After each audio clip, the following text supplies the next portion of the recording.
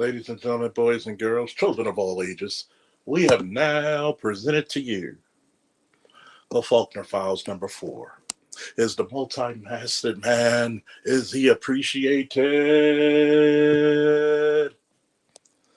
I like to give it a sting. Happy birthday to my official, unofficial, and official co-host. Whoo! To the angry black man, fellow Baltimore and ABM. Happy birthday, man. Happy 45. Whoo! Your ACP year. Whoo! We gotta give you we gotta give you the Grand Region Thrag happy birthday salute.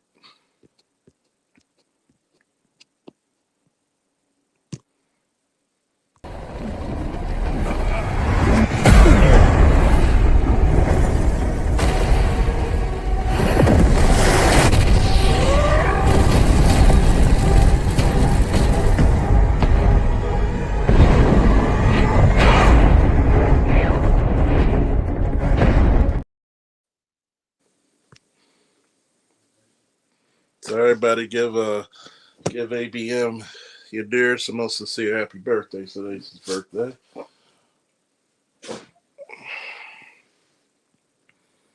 We got that Negro named Namer. We got Rel in this joint. Oh yeah.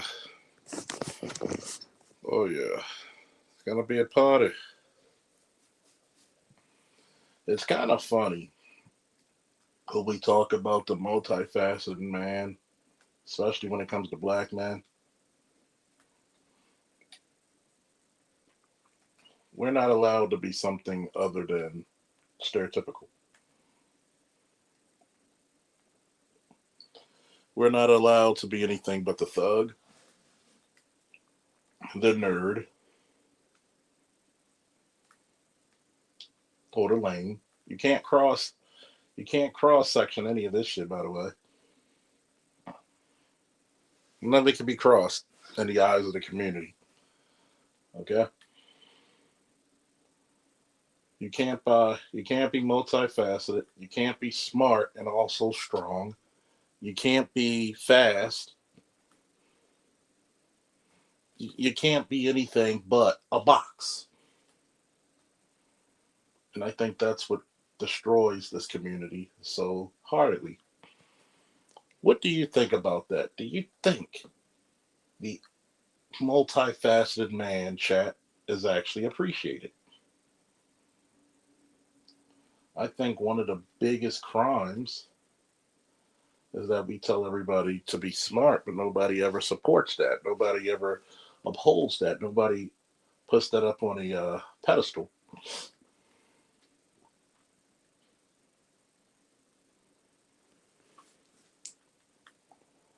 No one ever does that.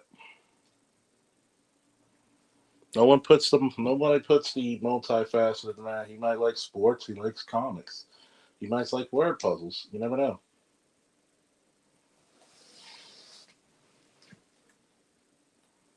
I think for one,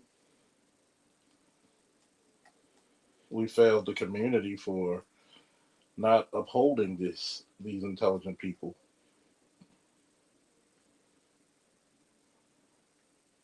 They were always crying about not having enough not having enough leaders. Well, you put down your leaders greatly.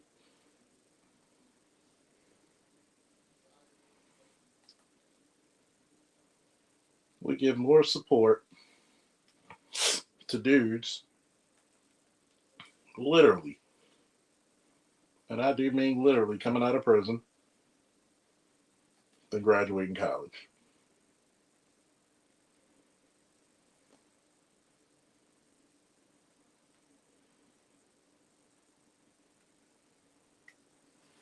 We give more salute to people on the streets than people in the service.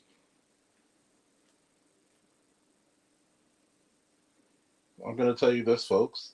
Being multifaceted, as it comes to our people, is a crime.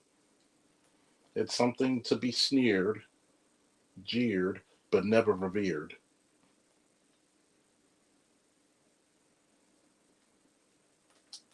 You should never be revered. You can't be, talented in various subject matters,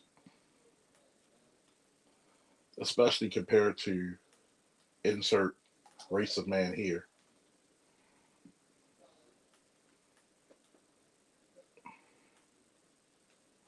If a white guy gets to be a man, you will forever be a boy in the eyes of the community, both male and female.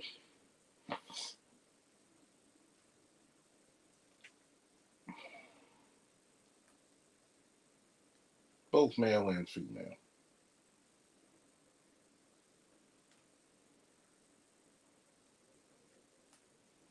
So, we tell these untruth things, we tell these lies to our sons and daughters about getting good grades in school, but not a goddamn person rewards you for them.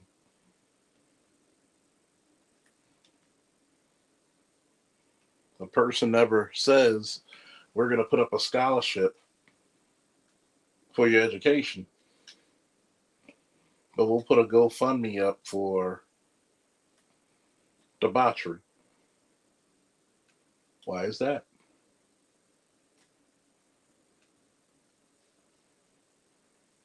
Louis Collier, salute to the birthday boy ABM.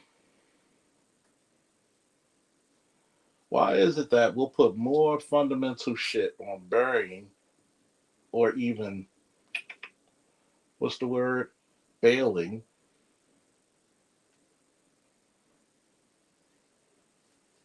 our sons and daughters out, but we won't cultivate them with studies?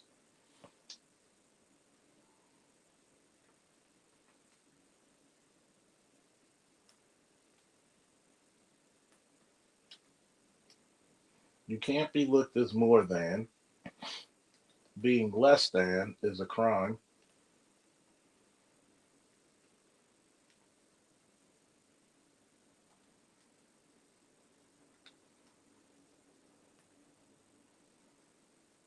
You can never follow your dreams, especially if your dreams do not benefit others.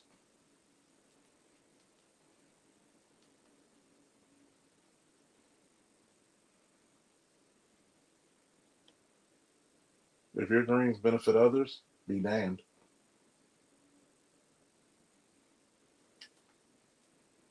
Be damned.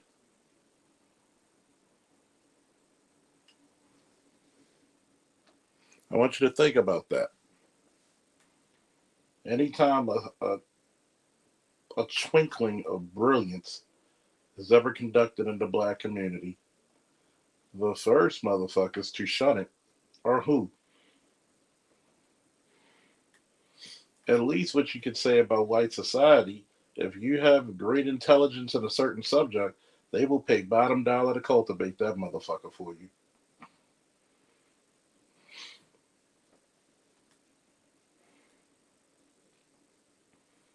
I'm gonna tell you this: has the United Negro Fund become a joke?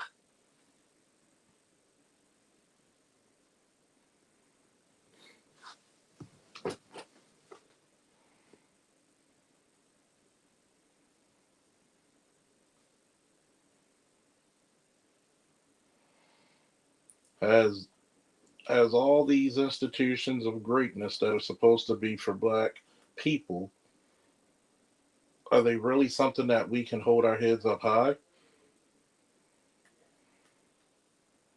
Or was it a joke, a lie, some unreasonable subterfuge?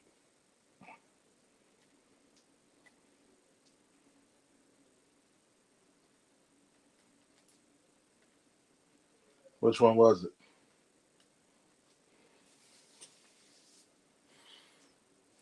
What's actually funny is that when you're supposed to cultivate these children, we tend to start on the bus late.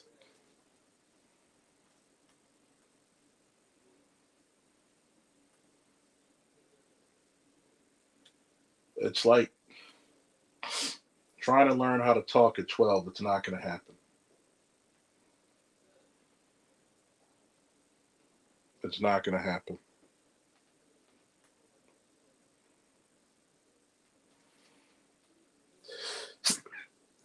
excuse me,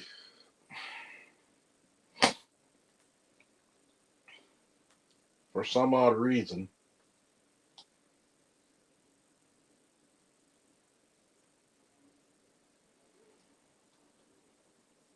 we're trying to make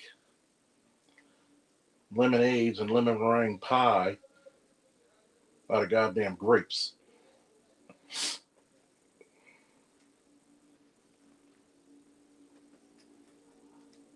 When you grow up, nobody wants to tell you the truth about being multifaceted. That you may or may not be liked.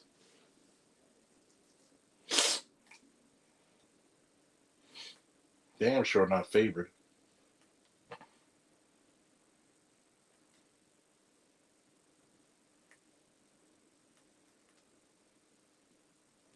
Especially when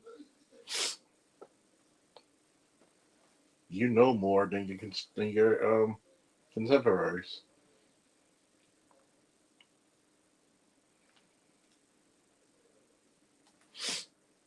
Especially when you know more than your contemporaries.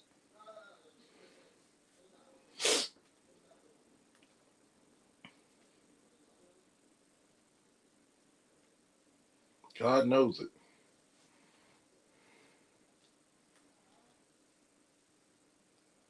Especially when you become valuable, when you develop a network.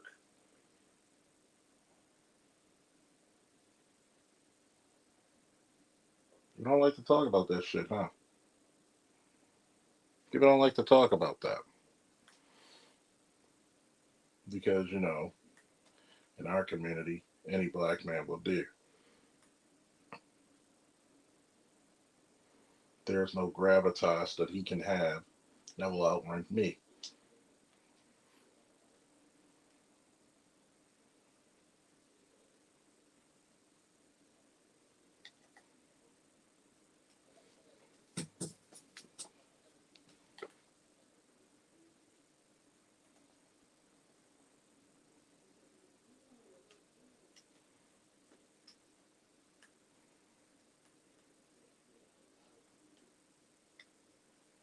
There's no gravitas that he'll outrank me.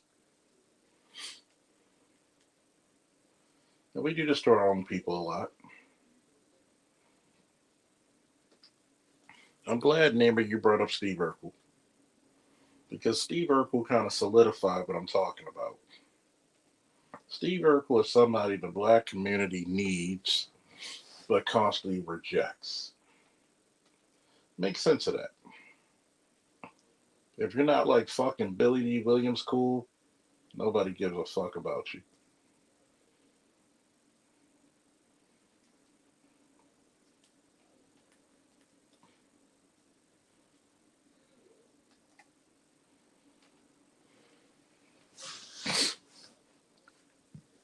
Coolness often refers to the culture and environment.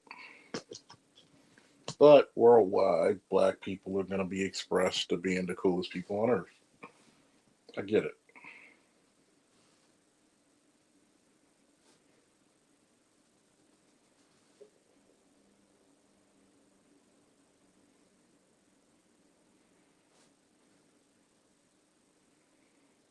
That being said, let's look at Steve Urkel, who was making some futuristic shit. Something that black people could put a name to claim. If he was doing things that challenged the very laws of quantum physics, biology, chemistry, and the funniest part about it was if you looked at if you looked at the show, once Steve got a better looking chick and prioritized himself, what happened? Laura became the one who chased.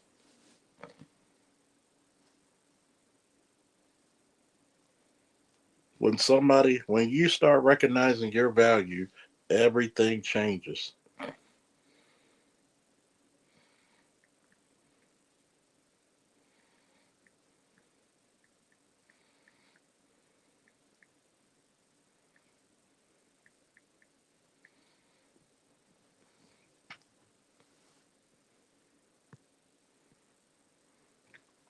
He didn't impress his own. Think about it, right? He didn't impress people because he was totally above them intellectually.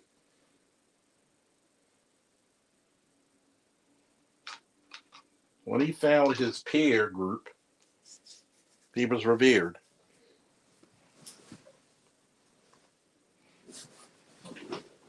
I think that's most important to a lot of people. When he found his peer group, he was very revered. He was respected. That goes back to the saying, "Go where you're celebrated, not tolerated."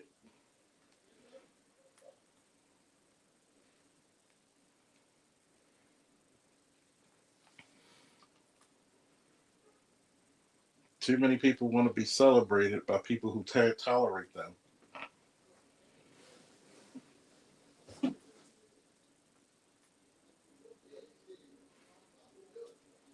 I can't stand them, but you only keep me around for your own selfish little reasons.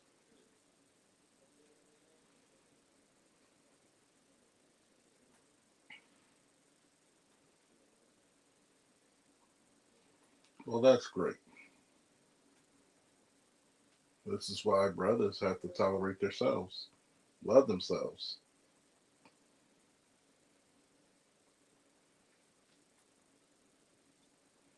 But what's the first thing the world tells you? You got to be the sacrificial goddamn lamb.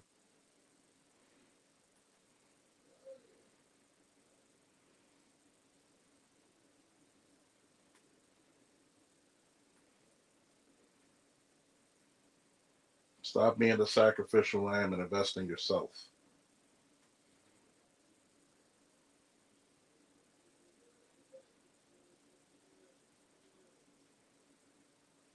We got guys here of multiple backgrounds, of multiple interests, multiple levels of intelligence. And what happens? You don't even appreciate your abilities.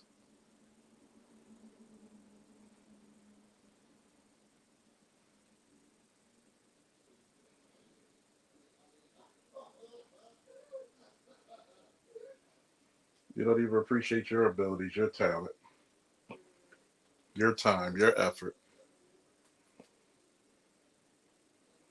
And then you're going to ask people who don't even understand you, who don't want you around, to love and care about you. That's sucker shit. That is sucker shit. Sorry.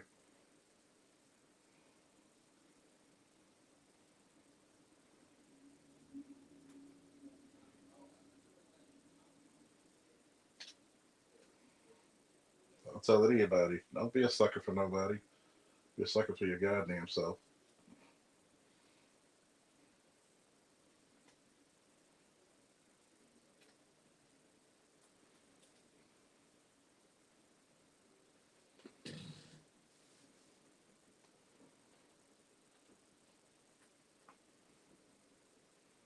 Why not to their own self be true?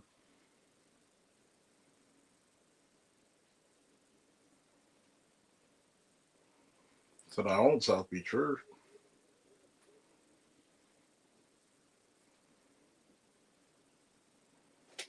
That's all you got to do. True to your damn self.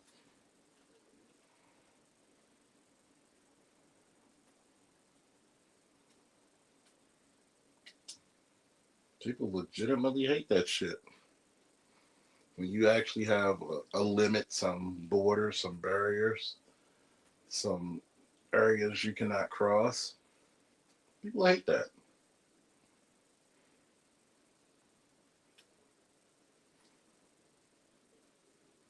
Why do they hate it? Because they can't use you anymore. Once you don't put yourself in a position of being used, the world hates you. Once you put yourself in a position of stop being used, there's a difference between being used and utilized.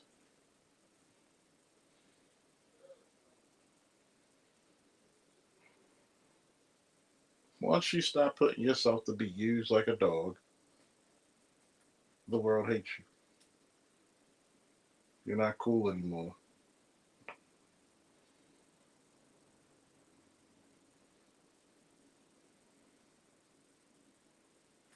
You're not likable like you used to be, especially when you're trying to change for the better. Especially when you're trying to change for the better.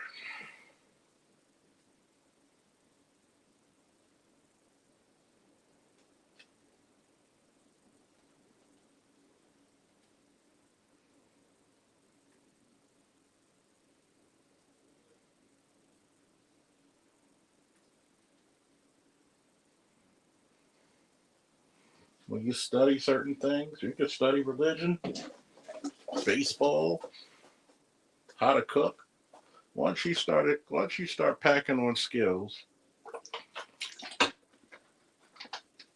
and you tell people no, you will not use me. You will pay full price as everybody else with a return on investment first. That's when you become not loved.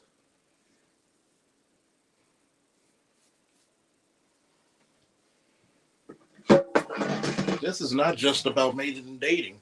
This could be some of your friends, your family, your job, your occupation, your coworkers. Could be your children, could be your spouse,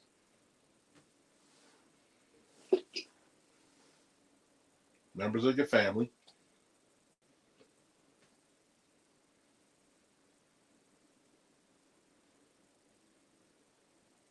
I want you to really think about that shit. There are people coming right out the gate to literally, and I mean literally, see what they could get from you without putting up a goddamn dime.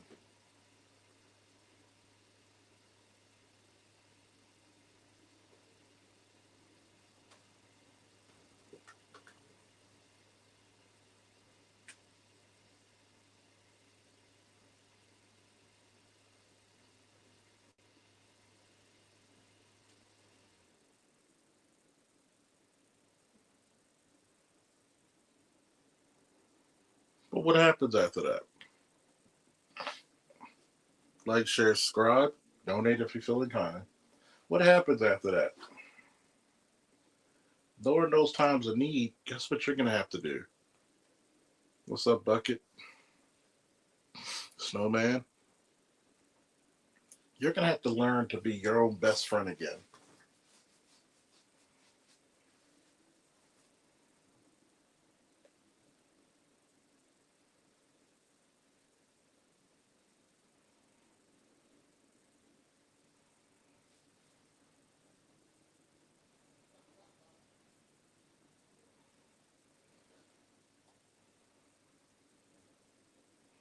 You're gonna have to learn to be your own best friend again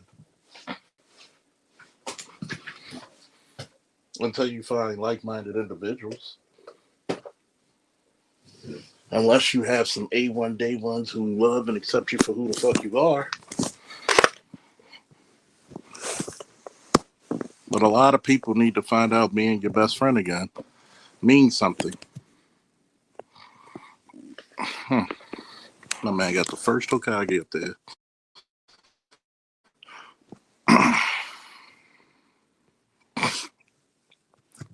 And a lot of times, the multifaceted man, while getting his information, his knowledge, his learning, his skills up, is going to oftentimes take that fucking road alone.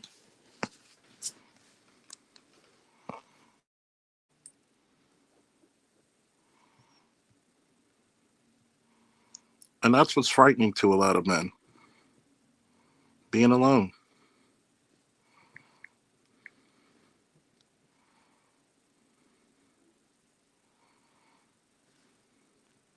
We got to convince ourselves and say to ourselves, Being alone is not always that bad.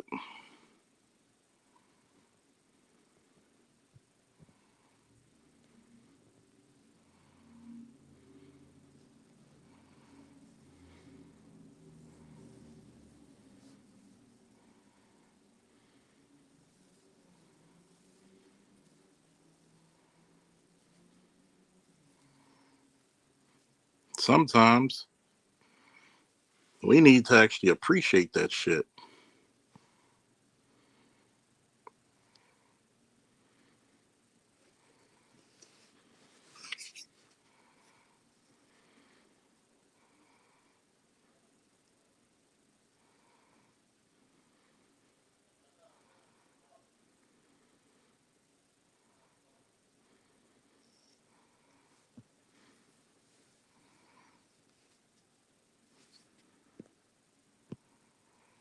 Namer said, as Dr. John Henry Clark explained, the first and sometimes only friend a man has is in the mirror. Of course.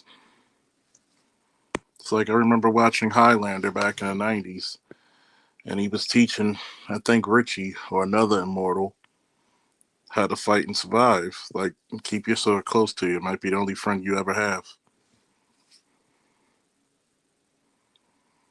I want you to think about that.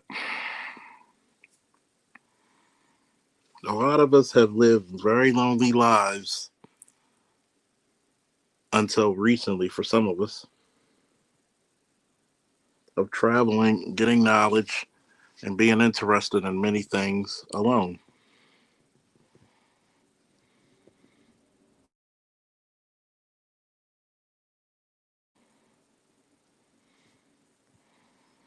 And what happens?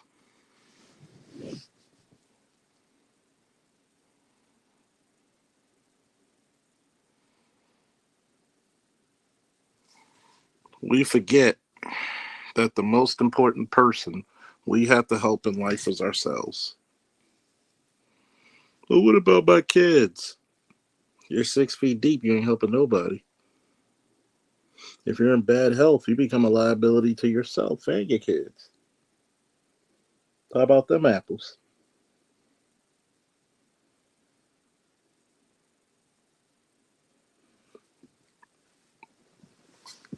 I want you to think about that.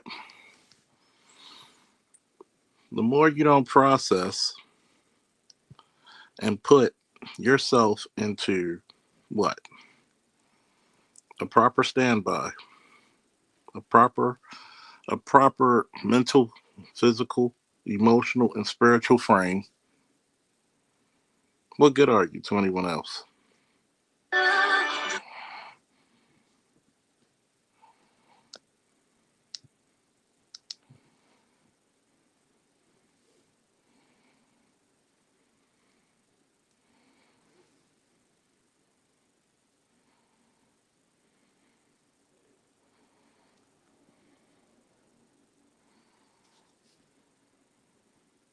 There's things that you're going to learn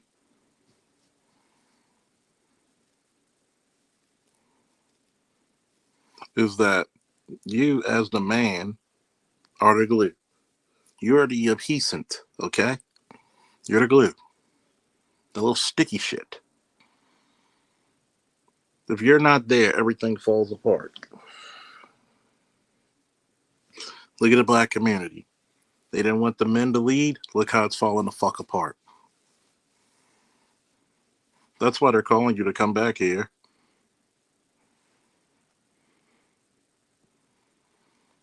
You got guys who like hip hop but love anime. But guess what? How many of them motherfuckers are partying, living their best lives?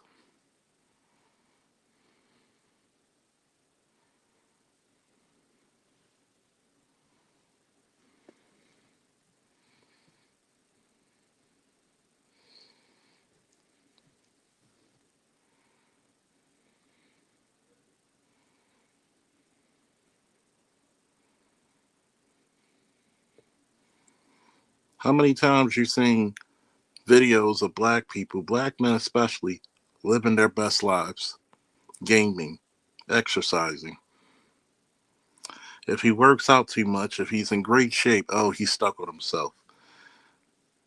If he plays the game and he's good at it, he's a loser. If he's smart, he thinks he knows everything. At some point, we're going to have to utilize those scathing words as fuel to the fire. You goddamn right, I know too damn much. Sorry for your damn luck.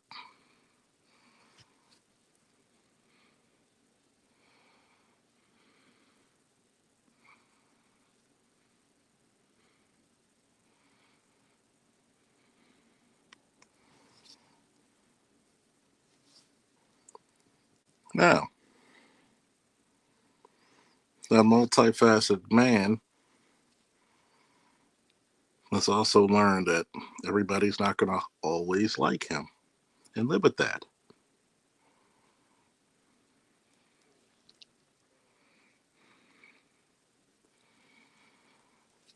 You're going to have to be proud of that.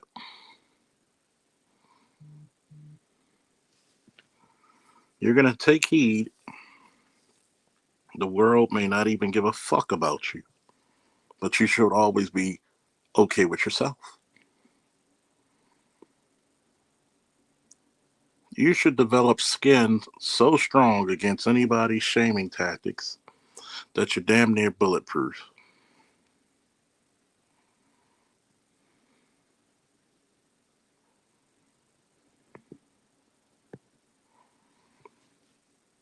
That is what the case of the multifaceted man is. What about a hood dude who likes who likes wrestling? I know a few do, both collegiate, world and Olympic, and professional wrestling. I know hood dudes who like mixed martial arts and actually trained in them. I know hood dudes who do calligraphy. I know hood dudes who draw. I know suburban kids that can fight with the best of them. I know suburban kids that get good grades as long as the hood kids. And when you go to conventions, you notice that everybody gets to be the same.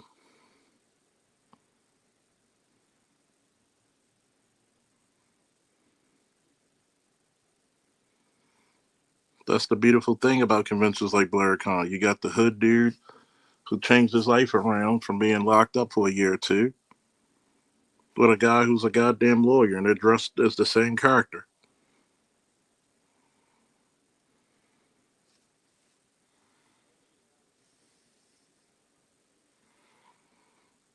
See, gone are the days where you could push around a Steve Urkel because guess what? Like Big Mo said, a lot of Blairs do MMA and will fuck you up 3 ways to Sunday. And last time I checked, today is Sunday.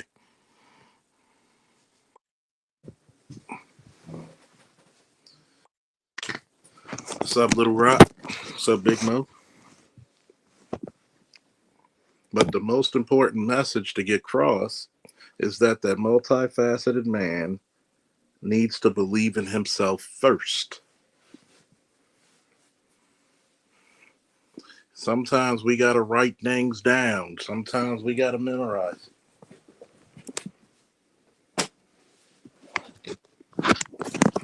You got to believe in what you got to do.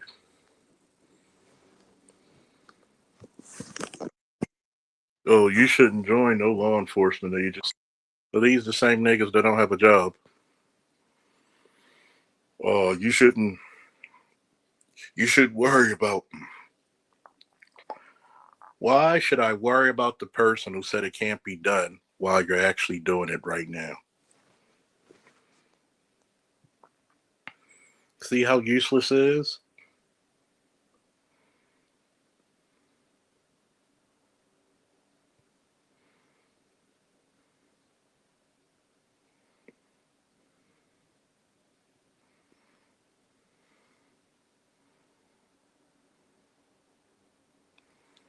I want you to realize that.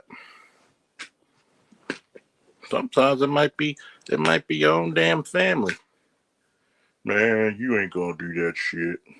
Man, you might as well work down at the hall with me.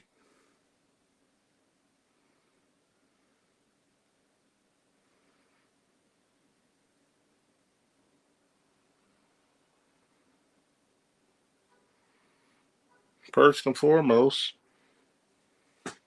who gave you permission to dictate my future? Who gave you permission to make a status quo of my destiny?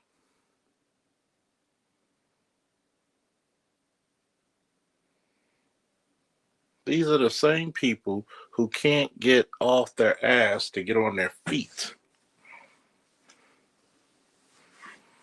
Yeah, this is a white man's military. But yet, the reason why they're telling you this shit because the one person that always loves company is gonna be misery. If I can't make it, nobody gonna make it. Ooh. Go into that military if it changes your life, if it gives you benefits that you won't even see for the next 15, 20 years. Why not? What are you doing? What are you doing? A lot of people now in their 40s and 50s lost hope, even into your 40s or 50s. Do something.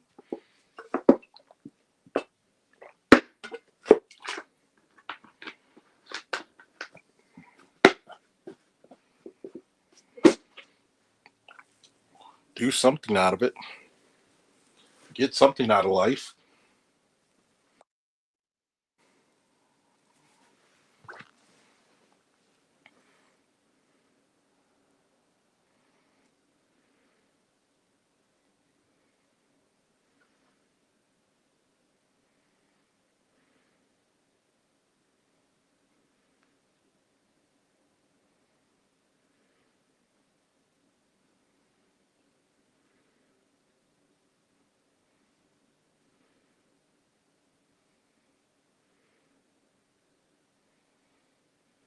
I mean, you're going to wait. Think about it. You got guys who are doing anime stuff right now. I'm looking at three brothers, and they DJ around the world. What happened if they were around negative people? Man, that should never work. They wouldn't get booked. They wouldn't be featured.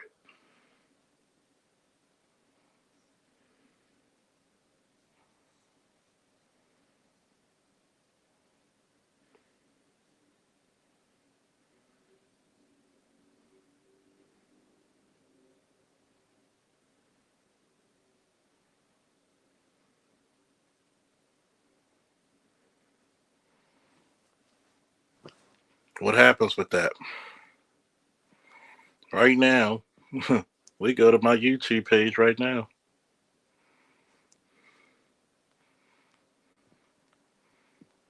This is just me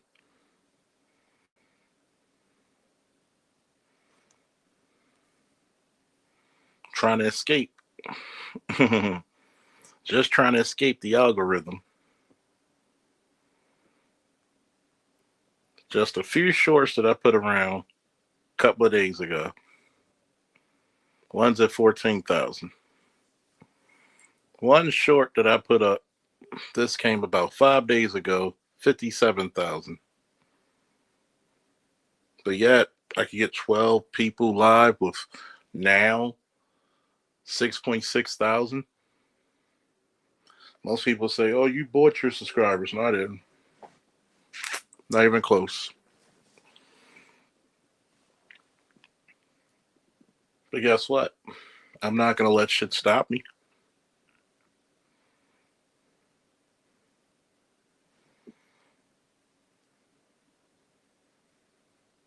Another video, 23,000, 11,000. And this is just within the same few days, 3, 4 days. So there's talent here. There's motion here.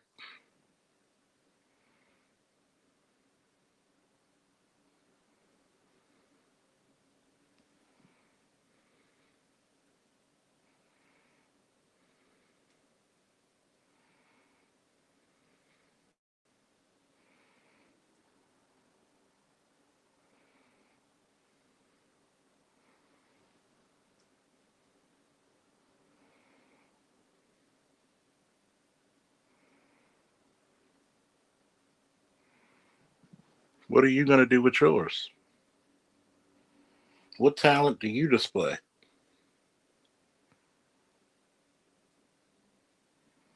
What gets you up? What motivates you?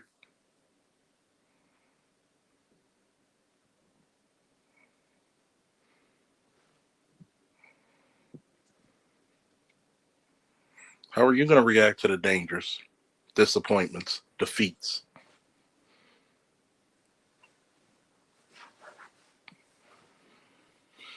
We don't want to talk about that, do we?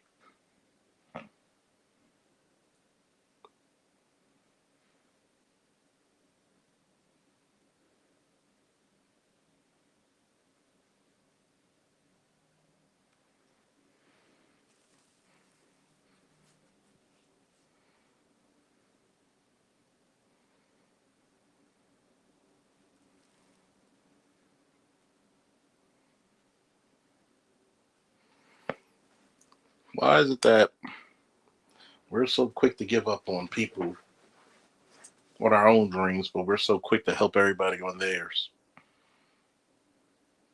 That's a good damn question. Why are you so quick to give up on your dreams, but to help everybody else on theirs?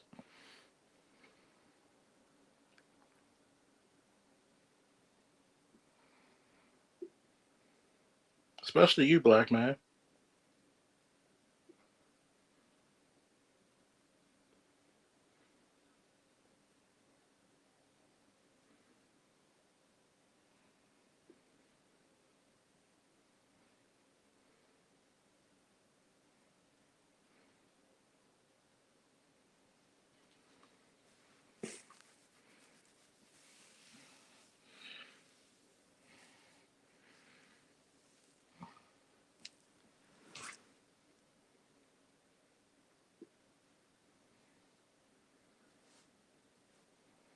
I want you to think about that.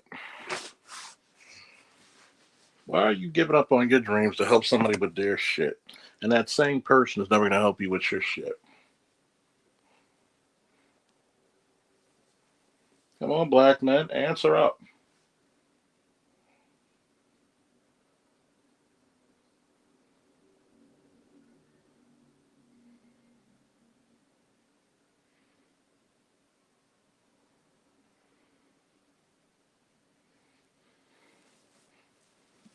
What are you dreaming about?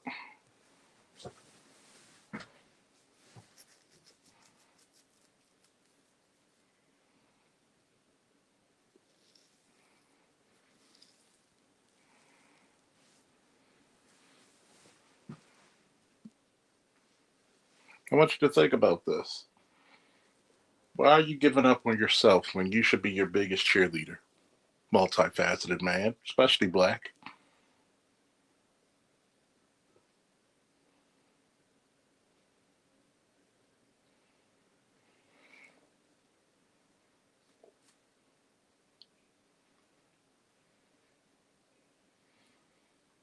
I want you to go reach back in your bag of greatness and say to yourself,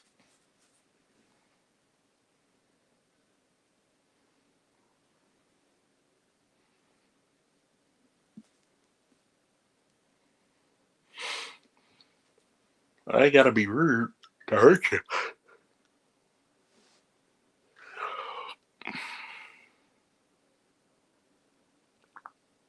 I tell anybody, you need to get yourself back in the game.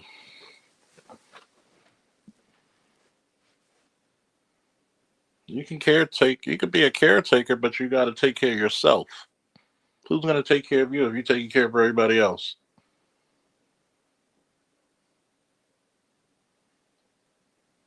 Who's coming to your rescue, Superman? Life's going to hit you like a ton of bricks.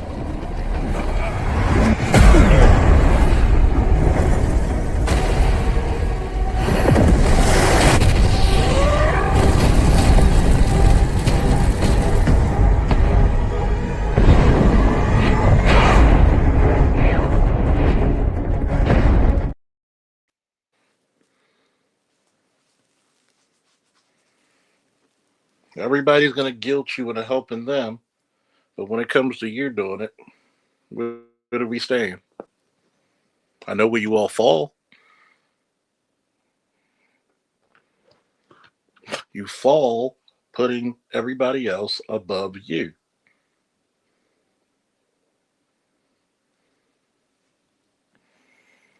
If you can't handle it, why try to handle it?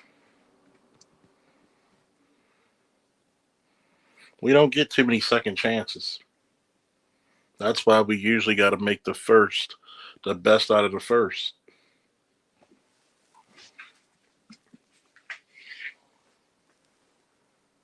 Why do you think I tell some of you, look, get your education and get your trades, get your training in.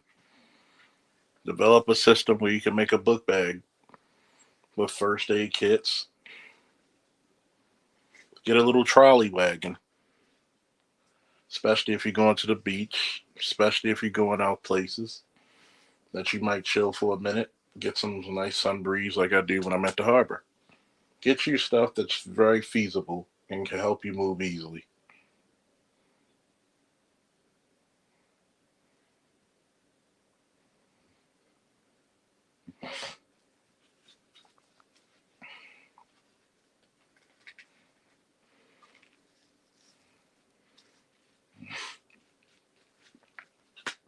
Nobody wants to do the feasible. You're supposed to do the incredible. Why not?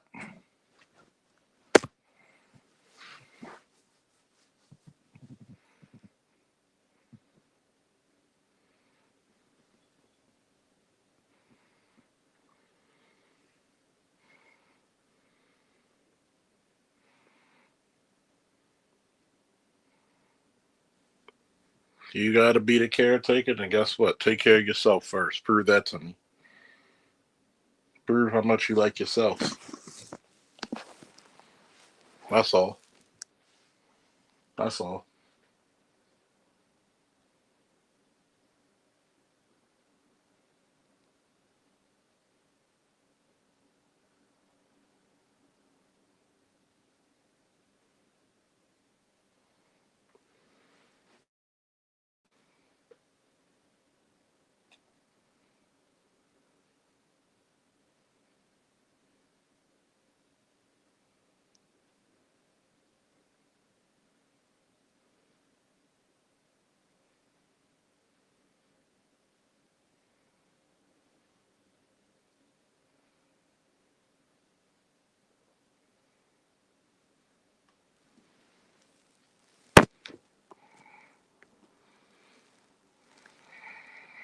Well, that's what we're here for. He says, thank you for your vital information and knowledge, Charles. I didn't grow up with many male figures, so being a man is a challenge, and it's embarrassing to say that.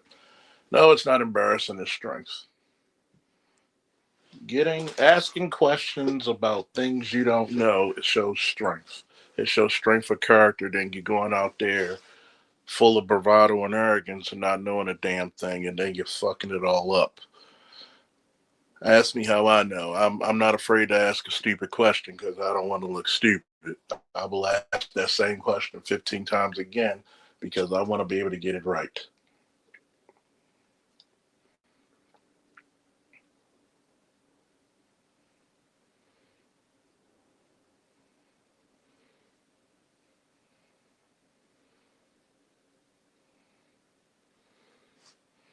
So that's what this space is for.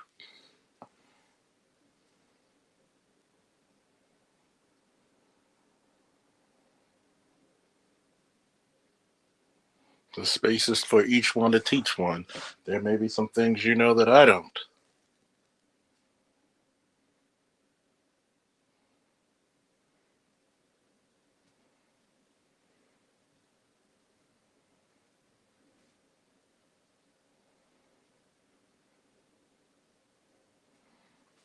Never be embarrassed for getting knowledge. You got to realize something. Everybody's not going to be strong in everything. We're taught that bullshit. You got to be great in everything. You should be tried. You should get a general understanding as much as you can but there's some things somebody might be better. Just the way the world is.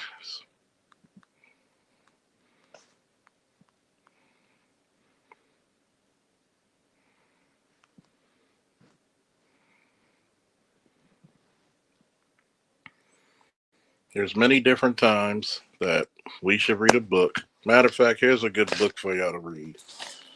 It's called SWAT Battle Tactics by Pat Cassio and John McSweeney.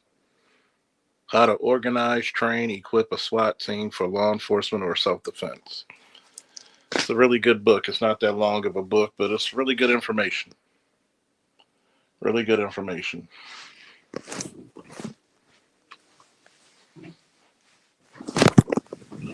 Trust me, I'm going to give it a reread myself. And I like to get that. So, here's the book. You probably find it on Amazon. And I suggest a lot of you Negroes not only get the book, but also get the Audible, especially if you're on jobs where you gotta be on the go.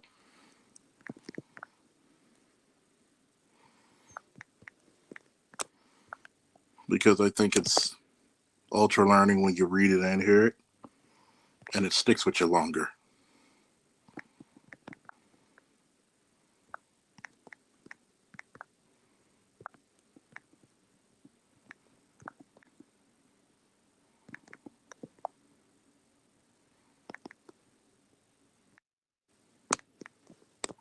Hey, BGS ain't the only one who's gonna put the books for you. Who's gonna refer books to you. Not a big book, probably about 150 pages, 114, 150, about 122 pages.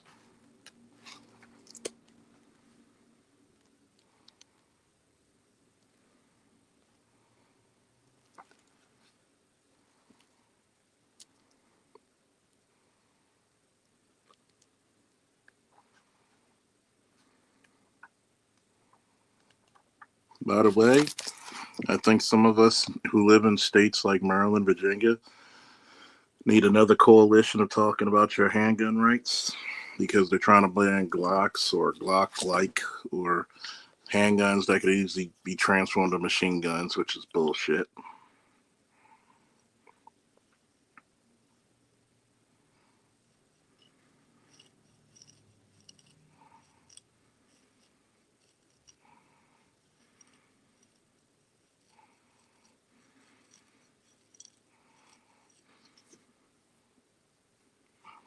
So, anybody got any questions? Because we could talk about being multifaceted, open panel. Anybody got anything? Here's the link. Yeah, fuck Maryland, man. Because hurry up and get your Glocks now, man. Hurry up and get your Glocks now. This joke that we have as a governor, man. Well, my grandfather got ran off by the Klan, even though the Klan didn't exist. This guy lies so much. You go up to Park Heights when the whole Northwest District was clearing out the whole place for the governor. You go to Park Heights when you had about 30 armed sheriffs, police, and troopers, all kinds of deputies out there, not including your protection detail.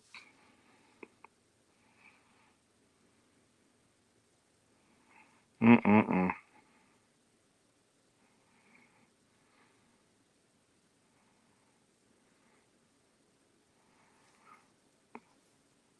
But you got to politically say, how do we trust a guy who doesn't tell you who's he's about? But then, what's up, oh man? How are you, sir? Doing all right? I love the thumbnails you come up with, dude. Oh yeah, they're getting better and better, better, better, better, better.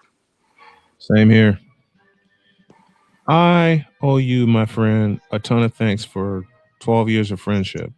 12, fuck that, 12 years of brotherhood. No props. Also, a shout to the late, great Matt Granahan for bringing us together one night.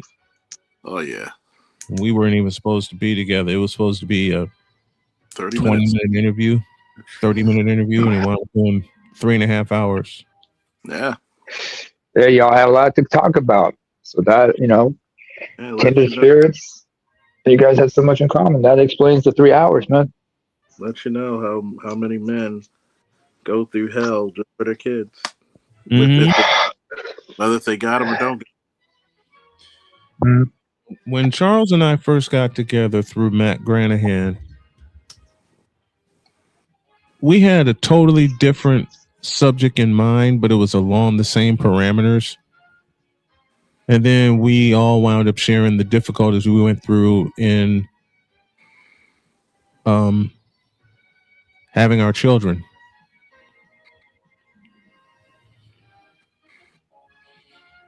Mm-hmm. I just wish Donna was here so that she could meet you guys. She met us on top of that beautiful cloud. Yeah. Yeah. The craziness about it is that, like you said, black men don't have feelings.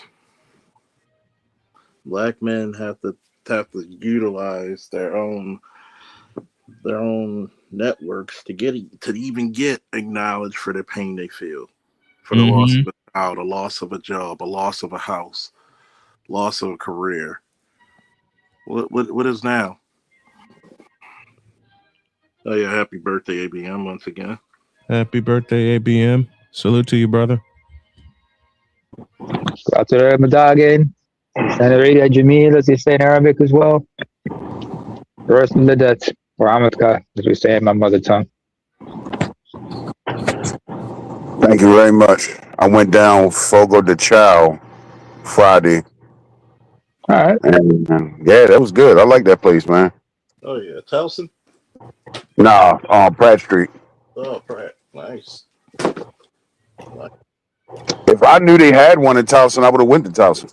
oh yeah, oh yeah. For a minute, right next to cheesecake.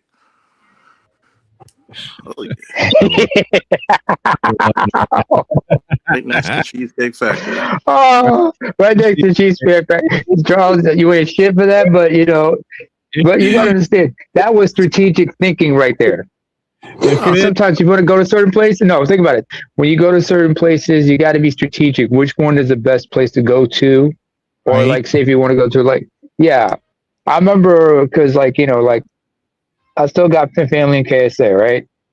And then we're Mhm. talking about you got to know some of the if you're gonna go to a certain spot, like if you want to go to a certain chain, you got to know which one to go to at certain times.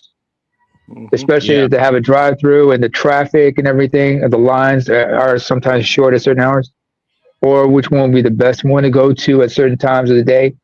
You got to know about that stuff, especially if you're going to be planning around certain things. Oh yeah, you got to think about it. Like if you go to Uh-huh. Towson, the Chow, Mm-hmm. and Cheesecake Factory, those are beautiful restaurants. Sorry, Mm-hmm. that's what I You was know hearing how much, years you know how much ago. fun Jody and I had at Cheesecake Factory the couple times we went up in Terre Haute. Yeah. We weren't even That's nice. we weren't even supposed to. Well, according to the populace, and there I go exposing my knowledge again. A joke that Jody often makes. She just looked at me one day. She says, "You want to get some cheesecake?" Yeah. So we hit up Cheesecake Factory up in Terre Haute. You want your All corn?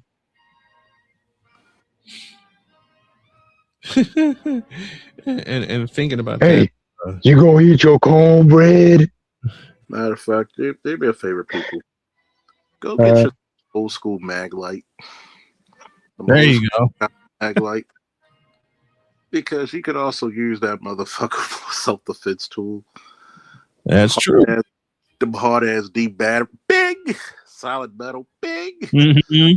Oh Lord, what the hell this nigga hit with? Oh Lord, big. Next you thing you know, he's on the Leave a lump ground like Granddad Freeman. Oh Lord, my knee, my bad knee. Oh Lord, my bad knee. if you leave a lump yeah, leave a you lump got the size of a old girl, especially in some of these weird ass cities, and mm-hmm. you work late at night, get you a mag light Uh because you turn that motherfucker around, huh. that becomes an impact tool, and Leave a One lump object, one force trauma right there, yo. they're very indestructible. leave a lump the size of Hmm. a leave a lump the size of a softball. Or like those lumps like you see like in the old Tom and Jerry cartoons or like in a Warner Brothers Looney Tunes. They're just Mm-hmm. like swollen up. Ooh. Well, lump you to fuck up with a bowl mag light, boy. Yeah. Dude, give me one of them Hey, old some people, hey, always have your keys ready in certain cases. You know what I'm saying? because Like you have right, like, to use a one hand especially because you go, yeah. I mean, you can use. I mean, like you can use your key to double like the you know spikes. yeah, like a spike, or just like some people can carry like what they call a karambit, which is like that curved blade that you can conceal. I'm gonna tell you, you carry a Hmm. goddamn good mag light in one hand, Hmm. and you put your keys in the other, man. you, you go for you go for Mm-hmm. the battle right there, boy. Somebody Wow. Oh yeah. somebody gonna I'm somebody talking gonna about get fucked up. you gonna catch an Yeah. ass. Hey. And they also have Uh, tactical lights you could put on your shoulder. When reading, keep your hands full. That way, if you do Mm-hmm. carry a firearm or a knife, you could actually reach it without trying to drop it. Yeah. But uh, but also, if you get a light, they also have lights that have spikes at the end of it, in case you could do a just quick hammer fist into somebody's face, like right there. Just yeah. Mm-hmm. just keep punching Keep somebody in the keep, face with keep that shit. pummeling them. Yeah. Charles, God, what's your view on Krav Maga? it's my group. My view on Krav Maga is like any other martial art. Hmm. Depends on the individual. Fair enough. Because if you're just doing enough if you're doing just enough and training and you just do it once in a while, what good are you? Right. If you're constantly training, yeah. I mean, the purpose of Krav Maga, first of all, is like to evade, escape, and get out of there in one piece. Hmm. And sometimes you have to defend yourself. You have to, turn defensive into offensive, Mm-hmm. and you have to do what you need to do to incapacitate that person so you can escape and get out of there. Get That's out of the purpose of Krav Maga. I'm trying to decide which color should I get, because if I get a mag light, I might have to get it Uh-huh. red in case if I bust a motherfucker's head, you can't tell. right. Uh-huh. But people think I'm joking about it. Not really, but I'm joking about some of it. But goddamn, there's a reason why they took away those thick mag lights from police, because fuck the nightstick. You got you your knock, ass you knock, the back. because you knock a some bitch out with that. Oh, it was healthy, man. It was some healthy shit. But for your real Yeah. light, Uh-huh. you should get one that you could charge up. You should also get a Yeah. battery. Speaking of weapons, whatnot, I gotta ask one question. How's Tiffany doing? That Pretty, sweet cocoa bowler, how's she doing? pretty good right here. Hmm. I Hi, mean, Tiffany. you got to think about it. It's like there's many different things I tell cops. From I guess from a street cop's perspective, like a SWAT guy might have different, detectives might have different, somebody Mhm. who's a house cat might have different. But these are Charles Faulkner's opinions and his expertise. Mm-hmm. Take it with a grain Yeah. of salt. Take it from a guy who's been in the street long enough to know what needs to be done and what shit that you need. Number one, Right. Mhm. you should carry one knife on your side pocket and two others that are hidden. Why? Because if the first motherfucker don't work, he doesn't see the other ones. Mhm. Out of those knives, one of those knives should be serrated, especially for emergency cutting of seat belts or, maybe even cutting open, difficult objects. Shout out to the Swiss. Yeah, that Swiss Army knife always comes in handy. Do I think you should have a Gerber on your belt as well? Yes. I carried a Gerber consistently in my military days. I think I had a Gerber on my duty belt as well.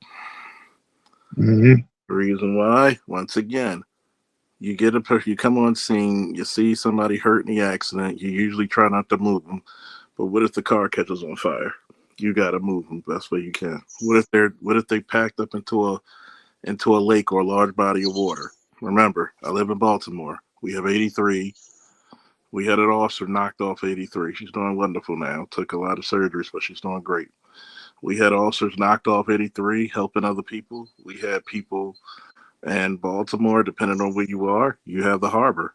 You have many different other places where there are large bodies of water. Bridges. You go towards Essex or Middle River.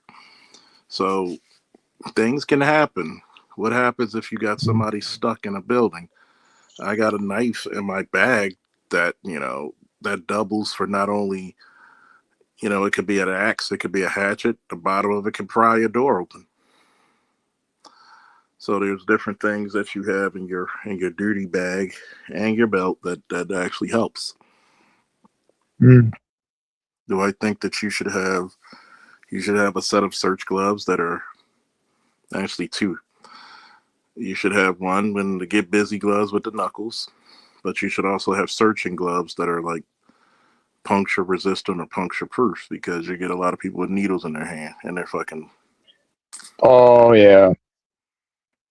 And now you get pricked. You got to go to fucking Mercy and get all these drugs and stuff to neutralize that shit before it even spreads. And it's not the cutest thing. Got to get shots and whatnots. Got to get tested after a while. You should have like different gear. Like I tell people, old school gear is old school gear. But that's just me being multifaceted from experience. It's like AB would probably tell you from his years of being an electrician, there's something you should prepare for. You should have like flashlights and shit in case power goes out. And Mm-hmm. in Maryland, we have really bad torrential storms that will knock your shit the fuck out. Think about it. Better have good, enough flashlights, candles, and whatnot whenever the power goes out and shit like that. Mm-hmm. Learn how to fix a fuse. Make sure you have all those power batteries or charged and shit in case of a situation like this. Yeah. Especially if you got one of those like power banks that are solar powered, that'd be great. Yeah. Even if you got a firearm that's going to be your house protection, put a light on it. Mm. Put a light Or on it. infrared scope. I think that we give a lot of shit for credit. Mm. A lot of shit. What's another subject people want to talk about? How about when we talk about personal safety and everything, we talk about, the importance of one's own health. If you're not okay, you can't protect yourself. No, that's true. I mean, how do you protect yourself when, like, say, you're in a situation where you got a cast or you got a brace on your knee because you're recovering from surgery or some shit like that. Also, how do you stay vigilant in areas that you're not familiar with? The importance of reading the room. Mm-hmm. And trust your gut instinct. Sometimes when you're in an area you're familiar with, sometimes you get a bad vibe and you're like, yeah, thumbs up, better get the fuck up out of here. Mm-hmm. People should learn that, especially internationally. What's up, All Star G? You know, so unfortunately, the problem is not that many people have that self-awareness. Common Some sense people is just so go, rare. You know, excuse me? common sense is so rare that it's considered a superpower. Well, they say common sense isn't common for a reason. I had to learn that the hard way on a few occasions. Mm-hmm. You know, learn how to read people, understand body language. You know, there are books and documentaries on reading body language. You know, Yeah. that way you can just like understand, like when you listen to talk to people, listen to their tone, everything. That way you know what's going on, or you can understand if that person is legit or whatnot. I mean, the actor Tim Roth, he had a show called "Lie to Me," where he played a body language expert. You know, and they used, and in the show they were like showing prime examples of like, you know, certain hints that or certain gestures that give people away. Mm-hmm. Hell, they even in one episode, they're like, in fact, they use flashback references. Like there was one episode where a Korean dude was like talking to you, right? And the hand gesture he did while talking, let them know they were lying. He said, when a man puts his hand out like in that gesture, you know he's lying. He's lying. And in the flashback reference they had was that press conference Clinton did over the Monica Lewinsky scandal, in which he uttered those same words while pointing his finger in the same way, saying, "I did not have sexual relations with that woman," Wow. and things like that. Well, if you look at her, you shouldn't have sexual relations with that ugly ass woman. Yeah, but then again, Dave Chappelle explained how that could happen. You know, you're a busy man, and sometimes you need to get your rocks off. Ask the blue dress she was wearing. Sticky situation, right? Well, so Hillary wasn't doing her damn job. Well, Hillary Hey, was. Chris Rock. Hey, no. To ABM's point, Chris Rock was right when he did that special Big and Black. Where we talked about the whole thing. The whole Monica Lewinsky thing was Hillary's fault. Like you said, she's the first lady, so she should be the first lady to be sucking her man's dick. Yeah. Find the lie in that shit. Why didn't she? And again, you know, he was not always that faithful. It was just an arrangement between those two, man. Who cares? Goddamn president. Yeah, but then again, a president. But then again, like when you compare Clinton to George W., what was it that Paul Mooney said? I'd rather have Clinton over W because at least simply because, you know, I'd rather see my president fuck his intern instead of fuck the country. Mm-hmm. Hey, Charles, AB backstage. Okay. Ladies and gentlemen, put your hands together for Indiana's own AB Media.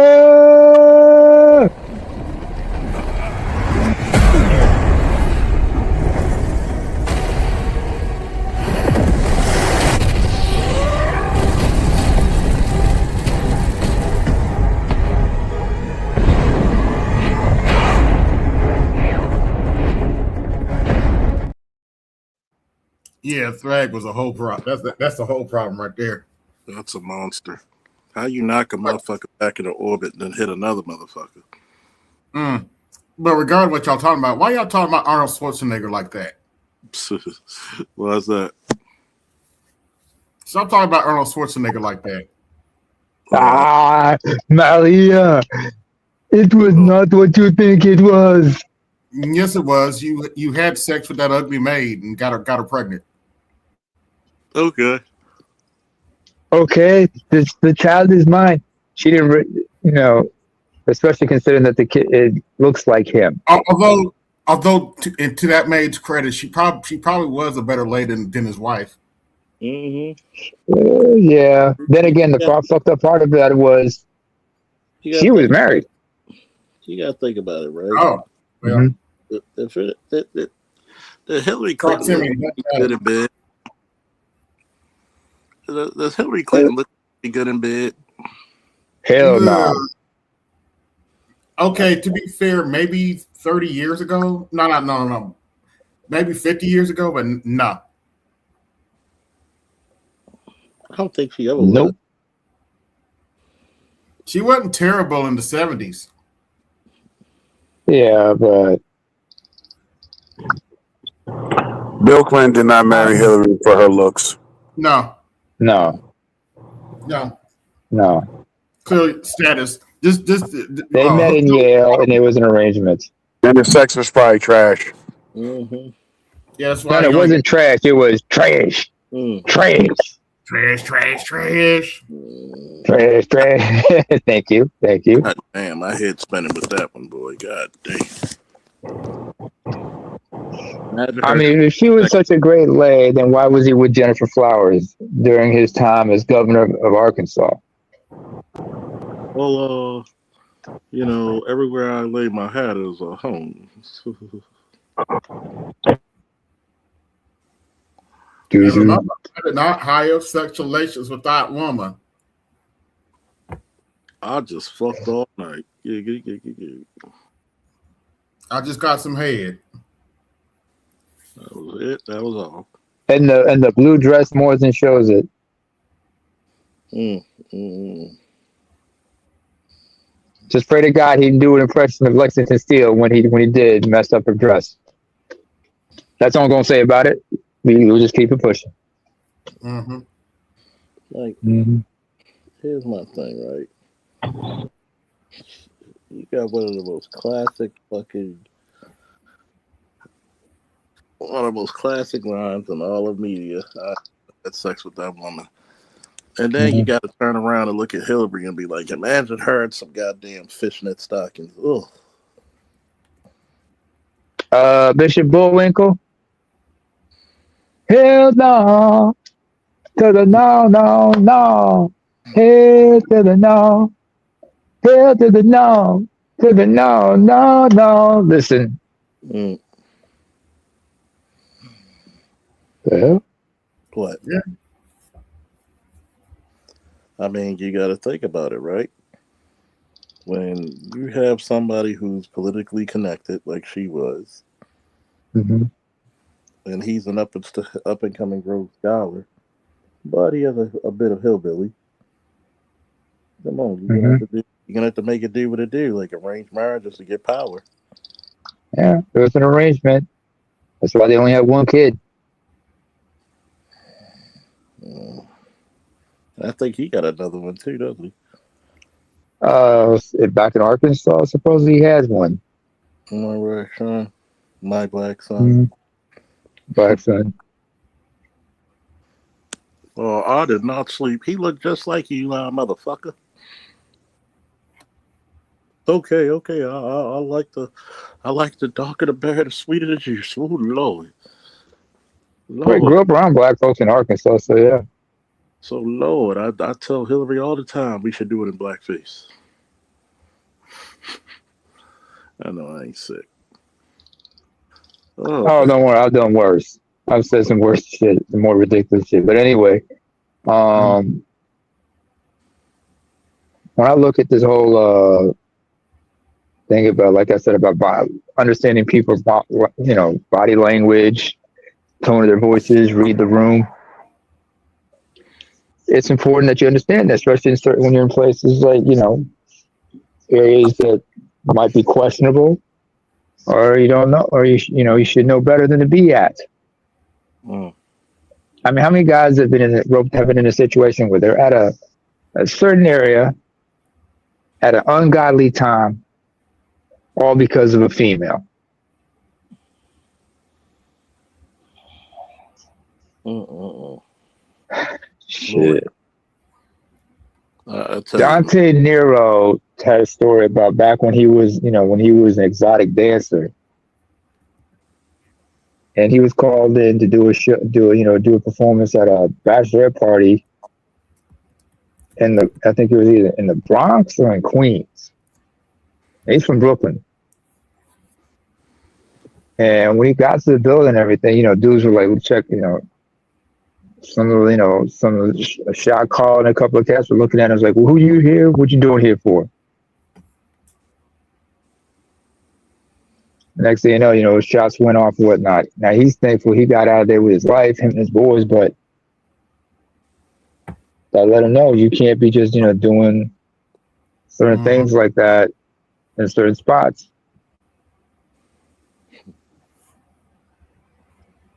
So having that awareness and knowing your environment is paramount.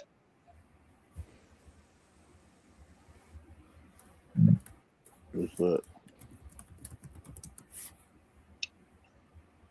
Shit is wild. And only getting wilder. Mm-hmm. Speaking of wild, have anybody checked out a WrestleMania? Not yet. I did. I ain't gonna spoil it for you. Say ticket sales way down this year. Oh yeah. In this economy, of course. Yeah, Brock practically retired in the middle of the ring. He placed his gloves on the mat and his boots. And gave Paul Heyman a big hug. Yeah, he was crying, of course, in the process, but Yeah. it was, hey, Obo was the right man to hand the torch to. Oh yeah, I'm feeling Obo. I was watching WCW. I think it was it Spring Stampede from '92. It was Luger and Sting, the main event. Luger was the champ. And you can fucking tell, like, Luger was out of there. Like, he was checked out. I think this is right before he went to WWF. Like, he barely fucking moved the whole match. Not one power slam. Like, imagine a Lex Luger match and no power slam. Like, you can just see on his face, he was like, man, I'm ready to just get the fuck out of here. Just give me my check so I can go. Mm-hmm. That just shows you right there how messed up the business was back then. I mean, especially considering how WCW ran things and how WWE, WWF at that time, it was a different thing. Mm-hmm. The folks in Atlanta, the booking committee, the agents, the management, everything was completely different compared to what it was in, when you went up to Stanford. So obviously, for Luger to do it like that, obviously lets you know, like, somebody probably did him dirty, but at the same time, egos got hurt. But a lot of wrestlers don't know how to, unless they like really had somebody to mentor them, they don't understand like the business aspect of it. Mm-hmm.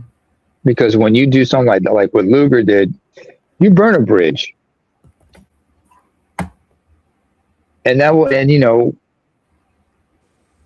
and keep in mind that, when you start, you go into business for stuff like that, when you're with one major promotion, you want to go sign to another promotion, they're going to keep that in mind. So you got to learn how to, do better. You got to know how to, maintain good cohesion and whatnot. But to your point, ABM, I'm going to give you another example of some shit like that was really fucked up. TNA. This is back in 2011. The main event was Jeff. Yeah. When it was TNA Impact. It was one of the pay-per-views, and the main event was Sting challenging Jeff Hardy. Jeff Hardy was out of it. And when I mean out of it, I mean he was like he was there physically, but wasn't really there mentally. And this is when, because this is when he was like dealing with like, substance abuse issues and whatnot. So much so that before the match kicked off, you had Eric Bischoff come to the ring to look at him. Even the referee was checking, Jeff to make sure like if he was completely there.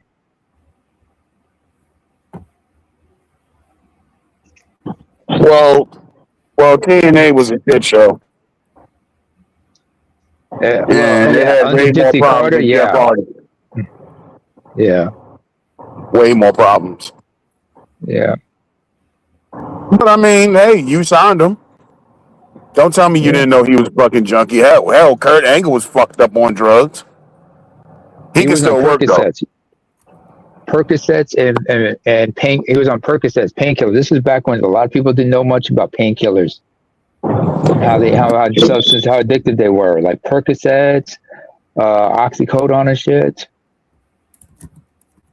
But for Jeff, after he dropped the belt, what happened was like he checked into rehab, and this is how smart the writers were. When he came back, he came back with a redemption type storyline where he was just asking for a second chance.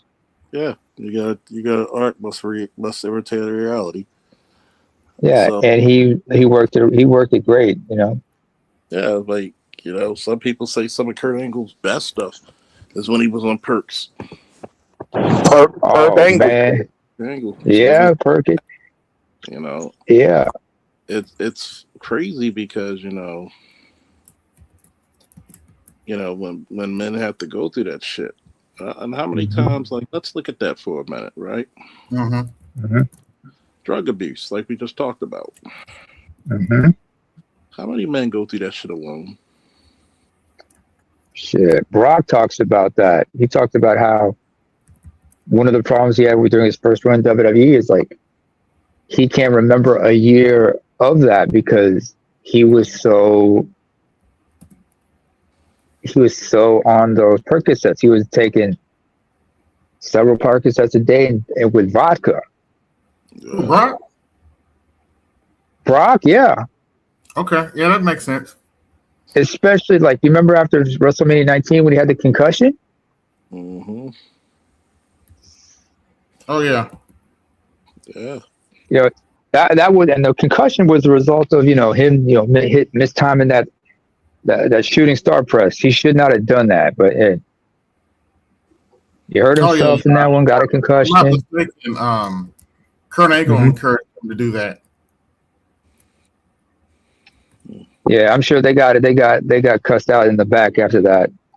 Sometime later, not immediately, but sometime later. But like I said, Stone Cold actually got at Brock for that. If you watch the interview, he said I was because he told him I was mad at you when you came back through the locker room. Brock explained that wasn't his idea. True. Was not his idea, but like I said, the result of that was like during that time, he was also on painkillers. A lot of guys were on painkillers. I remember Tyson Tomko, who's still alive. When he was with Christian, he required painkillers, and at some point when he was let go because of his painkiller addiction, he got arrested with several pills of oxycodone that he acquired illegally. Because a lot of these guys would tell you that like how they were able to acquire these painkillers like Percocets and whatnot. They were like forging prescription and notes and whatnot. And knowing how to and they had like these systems of how to acquire this stuff. So people understand how far people are willing to go for, just to require those things for painkiller, for pain management, not knowing that it's counterproductive. And the industry behind it. That's why you had like a docuseries about the dangers of things like Percocets and oxycodone. Hell, how many people remember Prozac? Oh yeah.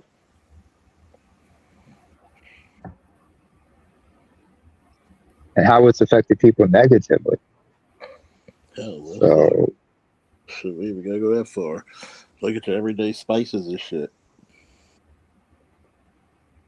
Some of you eating wood chips, like pink chips and shit. When you were kids, mhm.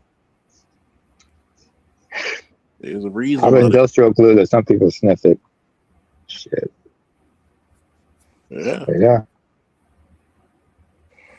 I mean, if you gotta look at those wrestlers, they overcame. Brian Pillman and Eddie Guerrero could not. Yeah. No, Pillman, his thing was like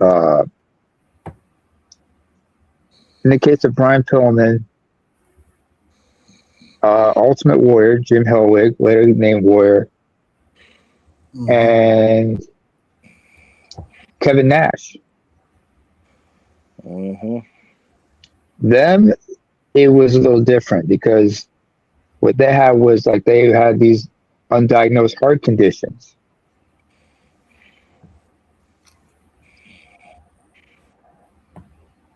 Warrior, and this is something that Sting mentioned before. Warrior had talked about losing his dad and a few relatives who died who did not live past 55. Most of them died of heart attacks around that time, and which means there was a heart condition thing in there. Also, who else? Macho Man. Mm-hmm. In fact, it was I think it was Lanny Poffo who mentioned this, that how one time when Macho took his mom to a cardiologist, and the cardiologist was adamant that both he and Lanny should undergo EKGs because they were just to make sure that whatever defect she had, they didn't inherit it as well. But Randy put it off until the last minute, and the next day, one day he's behind the wheel, has a heart attack, and crashes into a tree. Brian Pillman lost his father from a heart attack when he was an infant. His dad was in his 30s, so he had an undiagnosed pre-heart condition. Kevin Nash talked about he started seeing a cardiologist sometime in his 30s or 40s, and people were like, "You got stem cells in your heart?" He said, "Hell yeah, I lost my dad died of a heart attack when he was 36, so I know how to. So I got to take care of myself like that."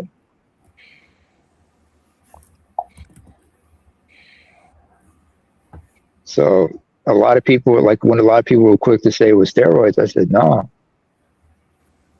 Some of those things were just aggravating were just an accomplice to what was already there. You know what I'm saying? Mm-hmm. Family history is important to some of these guys. Now there are people who have heart conditions and whatnot due to substance abuse or aggravated or whatnot. I mean, who remembers Pimp C? Everybody say it was the lean. No, the lean was just the accomplice. The main cause was the fact that he had sleep apnea, and he didn't have his CPAP machine when they found him. So, and now not many people talk about that how sleep apnea is a huge problem for a lot of people. Of course, now there's lawsuits going on for people with sleep apnea because they found that some of the CPAP machines, some of the parts in CPAP machines are actually carcinogenic and whatnot. So people need to really look into that shit about what are what other alternative treatments there are besides the CPAP machine for people with sleep apnea.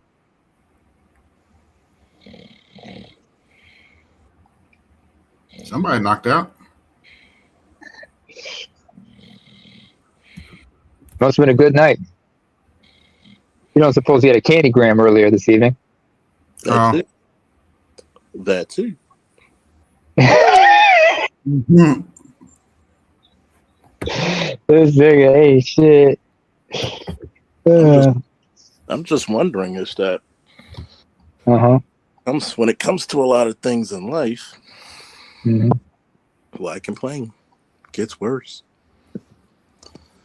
Gets very worse. And it's like, when you got your multifaceted man, like we spoke about Jeff Hardy and Kurt. You know how hard it is to go to a rehab center and you're famous. And Pert even talked about being called Pert Angle. He understands that he doesn't care for it because it reminds him of his low point, where I Mm-hmm. believe him at that moment he probably would have killed himself. Rene Dupree, do you remember that? Does that name ring a bell? Oh yeah. He also went through his experiences with concussions, head injuries, and having to go into rehab for painkiller addiction. He talks about like some of the people he met when he was in rehab. Mm-hmm. All he had to, he talked about one time. All he had to do was like he had to shake a prescription bottle, Okay. and people had their ears perked up. I'm gonna tell you, man. It's like, yo, you gotta. People get scared of joining conversations. Don't be afraid of the conversation. Some of us need this. So some people out there might need your story. You Mm-hmm. know. And I tell them, I said, you got to remember that everybody's story out there, and I think that's one of the biggest part. What the biggest part that you really have to see is that you're not going through an issue that somebody else haven't either. Mm-hmm. So, And it helped for when you're in those places, and there are people who so are going through most of the similar time, I things. think Mm-hmm. one time, and I've noticed what the regular is. People will watch a show for a couple of months, maybe a year before they announce themselves, and I tell them Mm-hmm. there's no shame in it. Everybody's going through everything. Everybody's going through everything. Shit, how the hell I get it? I mean, I go through my So shit, don't be but ashamed of it. I mean, I go through my things. Sometimes it's not easy. Other times I just have to I'll be tune right out. back. Uh, to take your time. I guess just me and you, AB, maybe him. And for a lot of people, since we're talking about like substance abuse and whatnot, I remember, y'all might remember Alberto Del Rio's ring announcer, Ricardo Rodriguez. Ricardo, he, unbeknownst to himself, slowly became an alcoholic. No, we're back. Yeah, welcome back. How much of what I said did you pick? Did you pick up? None. All right, I was just talking when we were talking about substance abuse. Rene Dupree, who has his own podcast called Cafe del Rene, he had Ricardo Rodriguez on one of his early episodes, and Ricardo talked about by the time he departed from WWE, Ricardo Rodriguez, people might remember, was Alberto Del Rio's ring announcer, and Ricardo talked about how he somehow became an alcoholic, No. and it snuck up on him like that. He just like didn't realize he was like slowly growing, becoming an alcoholic. And situations and time will make you that way. Oh yeah, a lot of comedians will tell you, man, when they're touring and they have to hang out in bars or whatnot, they realize like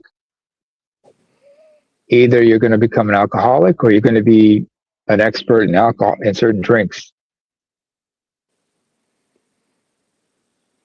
That's why some of them got to be careful when they're drinking and whatnot. Mm-hmm. Oh yeah. Oh yeah, I remember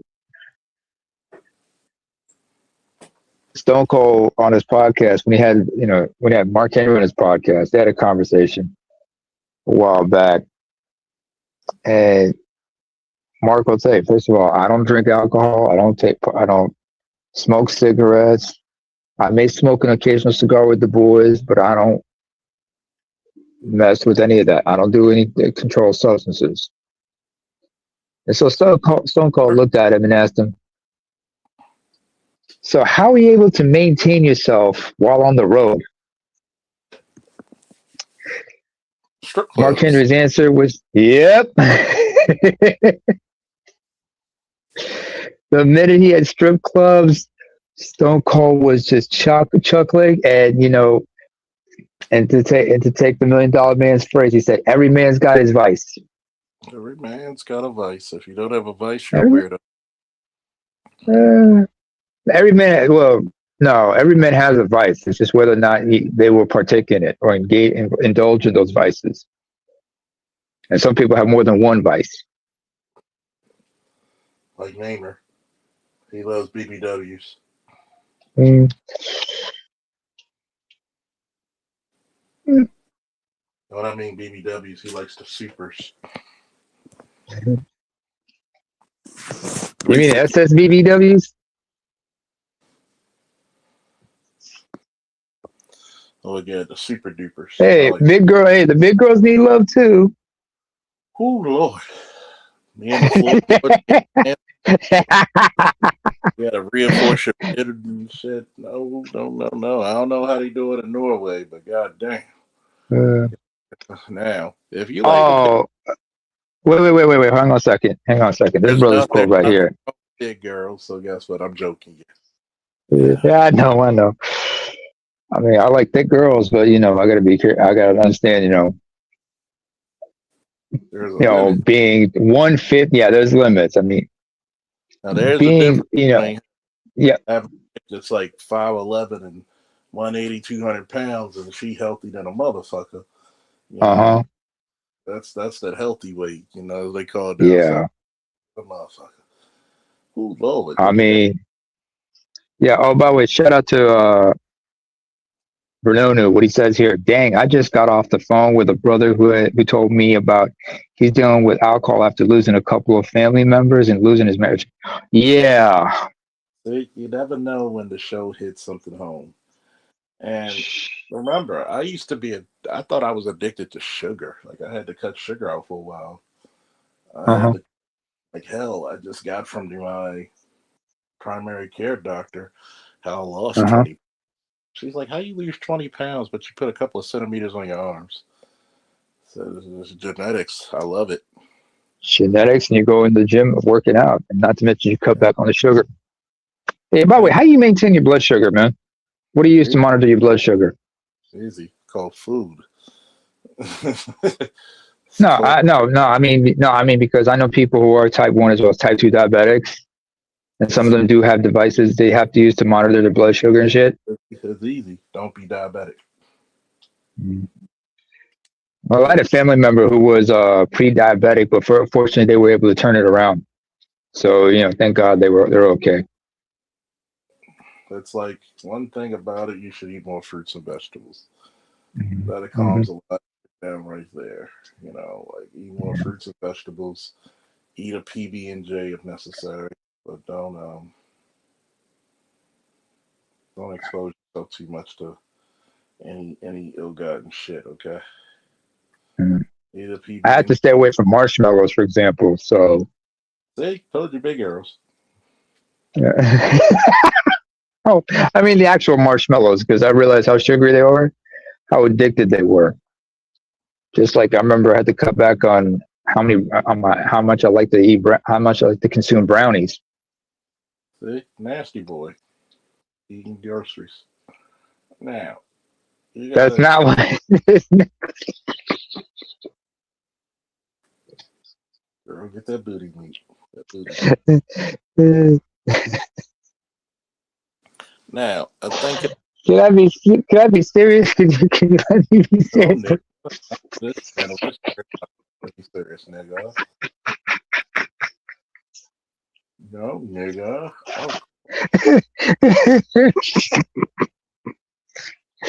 Oh, I'm gonna lose 3 to 15 pounds from laughter because this motherfucker. Uh, I tell people you uh, gotta leave your worries behind, cause gray don't get riding on the line. yeah. Here's the crazy Oh, sugar for hold black on a people second. Yeah, hold on a second. Lost, get your ass up here. And by the way, fuck Whole Foods. Go to the farmers markets. or the Whole farmer's Foods overcharge. Yeah. or, or the farmer's daughter. That too. Yeah, Mhm. first daughter. Unless, of course, you're talking. Unless she's the daughter, unless her father's the dairy farmer, then you got to avoid her the same way Jamie Foxx got to avoid the dairy aisle at a supermarket. Lord Jesus. Lord. Uh, Oh my goodness, Jesus is Lord. yeah, but to Mm, your point, man, and like 180 on a woman who's like 5'10", that's normal that's because healthy. If she got yeah, curved, if she, healthy, or hmm she's athletic, like my friend, she was 220 and you would never guess it. power lifter. Oh, she was just deceptive looking with her weight. Okay, She deceptive lifted, for 220. she lifted, and she Mm-hmm. also was a PE teacher, so she broke All bread. right, Gotta ride something. I'll ride a bike. Yes, you got to ride something. Yeah. Put me on the list.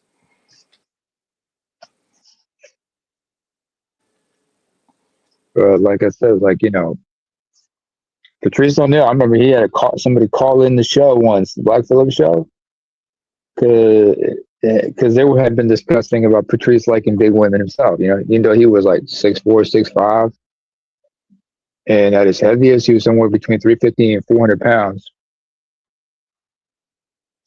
And now this white guy called in. Now the white guy, first of all, he was 5'7", about 130, 140 pounds, soaking wet. But he said that his girl was becoming a fat bitch. Now this is a Is woman he that met going through rehab. But the thing was this: this one was 5'2", right? mm. She got clean, but she blew up to about 190 pounds. Ooh, boy. God damn. That's heavy hmm stuff, That baby. was that was when I heard that, everybody was like, "God damn!" Oh, that's She heavy was stuff. built like a boxing glove, as Patrice said. So Oh boy, she built like Pac Man. yeah, yeah. I mean, hey, she had just gotten up, a controlled substance. Mm. And most people who've been involved in who have had drug addiction, when they get clean, they got to fill that void by eating food and whatnot. And But they guess what? become foodies and whatnot. Hmm. Guess what also is a controlled substance? Sugar, Sugar. steroids, marijuana. Marijuana has been proven to help people overcome heroin Drug, addiction. but it also can be controlled. Uh, it's not if women have it, fair enough. You know, not saying don't smoke your weed. Hey, Just know do there's a time and a place for it. it in moderation. Mm. Hmm.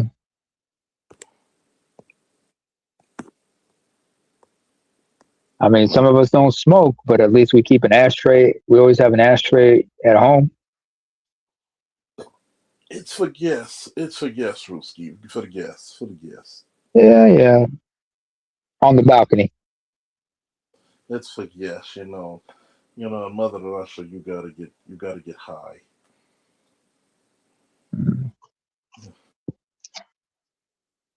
In order for me to get through my relationships, I had to be higher than Superman's left testicle man. It's my wife drove me to. Uh, Speaking of big women, and I remember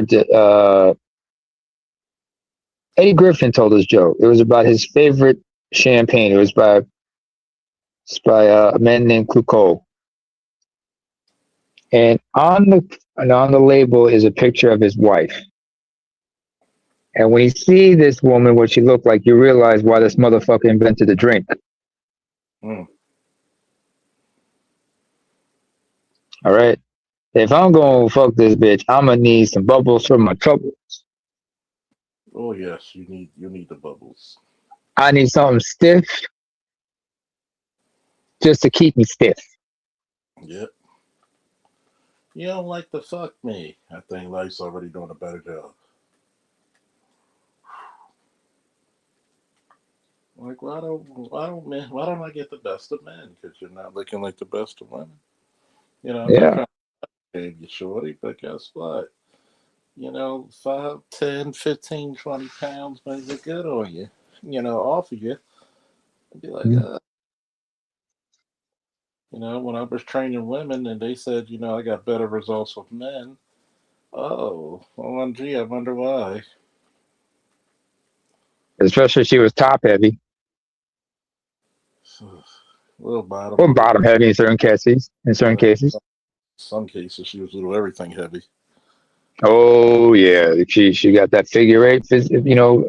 She got that figure eight. Yeah, or that hourglass figure.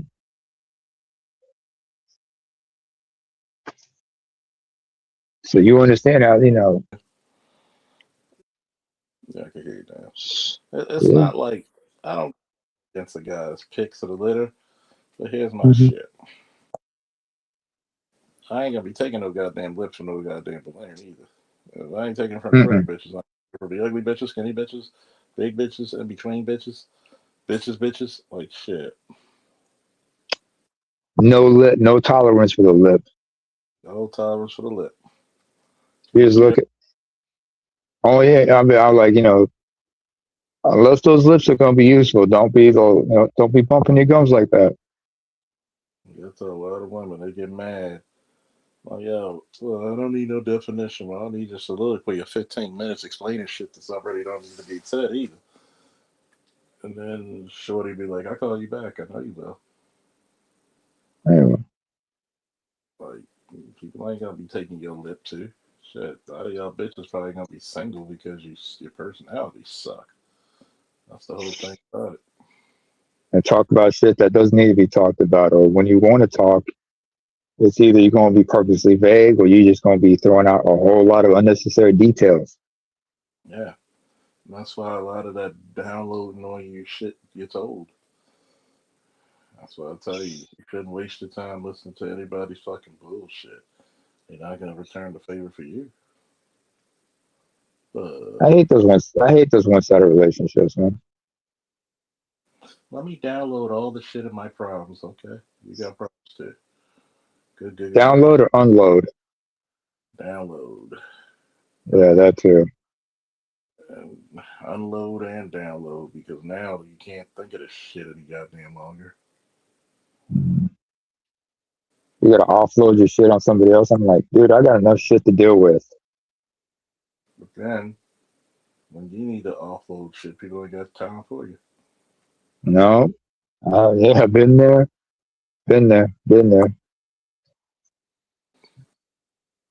That's the worst. Or like, or when they ask you for help, you help them out, then you ask them to return the favor, and they like start, making like all kinds of excuses why they can't. Oh And I'm like, shit. cool. Oh shit, I can't do shit. What can you do? Beg you for help? Oh, I see. I Mm. see. I tell you, man, it's like it's something or another because I'm looking at the comments in the damn chat. Yeah, Mm-hmm. the thing that's all a fucking money making bullshit. You telling me that in order to eat healthy, you gotta spend more money. But a goddamn cheeseburger, 99 cents. Get the fuck out of here. Well, that lets y'all know what your priorities are. But here's something. But check this out, Charles. Did you know, like, if you go to Canada, shit's a lot healthier. So you can ask for the same thing, but it's probably going to be a lot healthier. Oh Or if yeah. you come to Europe, because they have different, food and safety policies and restrictions. Like, see, like certain, colored dyes you have in some of your candies, you're not going to find them in other countries. Skittles be looking off color. I noticed that when I was over there. Uh, it's more organic and whatnot. Yep. That way Skittles don't fucking turn you into a mutant because they letting Yeah, loose. those. Skittles over here might turn you into a goddamn mutant after a while. Like Yeah, they got carcinogenic shit in there and whatnot. So I was like, I'm good. I'm glad I got celiac disease and lactose intolerance because that pretty much helped me wean off a lot of junk food. I can't eat any of that shit help. And fortunately, there's these apps I use to look at the barcodes and certain things to make sure I can, that I can eat that or whatnot. Mm-hmm. So it helps me a lot that way.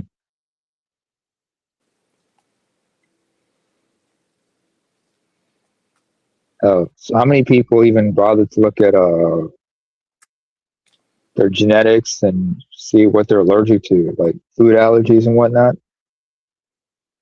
I looked at it and said, I'm allergic to eating ass. Mm-hmm.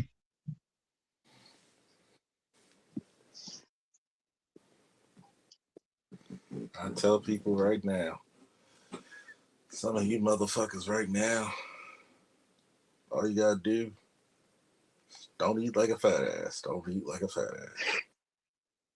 Hey, if you're gonna toss salad, at least make sure it's clean and you're doing whatever. Make sure it's fresh. Doesn't need to be a seafood salad either, goddamn it. Why do you think Red Fox put out that comedy album called Wash your "You ass. Got to Wash Your Ass"? Mm-hmm. 3 important things I learned from that album. 1, I don't wear no tidy whities. All my drawers are black, gray, or whatever. Number 2, I do my own goddamn laundry. I wash my drawers myself. And number 3, I make it a point. Foreplay begins in the shower. Mm-hmm. Jesus Christ. Fellas, let me ask y'all something. If you were involved with a woman, did you ever take a shower together? Yeah, and one of us is cold as a motherfucker. You gotta wear like a you gotta wear like the diamonds in that motherfucker trying to be all cute and sexy and shit. Oh shit, why am I shivering? Oh Lord. Oh yeah. Wait a minute. Wait. Y'all, wait a Hey, minute. happy Again, months. you were the Thank you black woman. for the belated Uh, today's AM's birthday too. Hey, Dapper Don was good, man. I appreciate it. And it's also ABM's birthday today. Celebrate with him. You Mm-hmm. know, man going real fancy. He said we going to Fogo, motherfuckers. Fogo. All right. I'll tell you one thing Wait about a minute. pussy. Then again, wait a minute. I just realized something. A lot of y'all date black women. Most black women do not want to go in and get in the shower with y'all because they're always worried about one thing. The hair? That's why you always got to make sure that's always got to make sure you got a shower cap nearby. It's like, here, put this shit on and get your ass in the shower. I'm gonna tell you one thing about it. If she like it, they don't give a fuck. Shit. Mm-hmm. They talk all Especially, that shit. preferably if it's their own shit, if it's their own hair.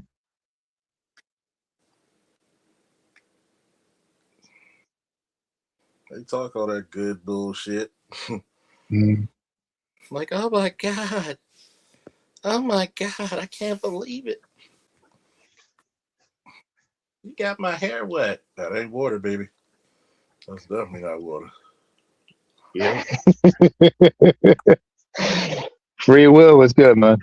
It's good. It's That's good good. protein. It makes your face glow. What's good with y'all? So did I'm just everyone. at work. All right. On a Sunday? Yeah, work nights. Oh, okay. All right. Work Sunday nights. All right. He said, fuck that. We working.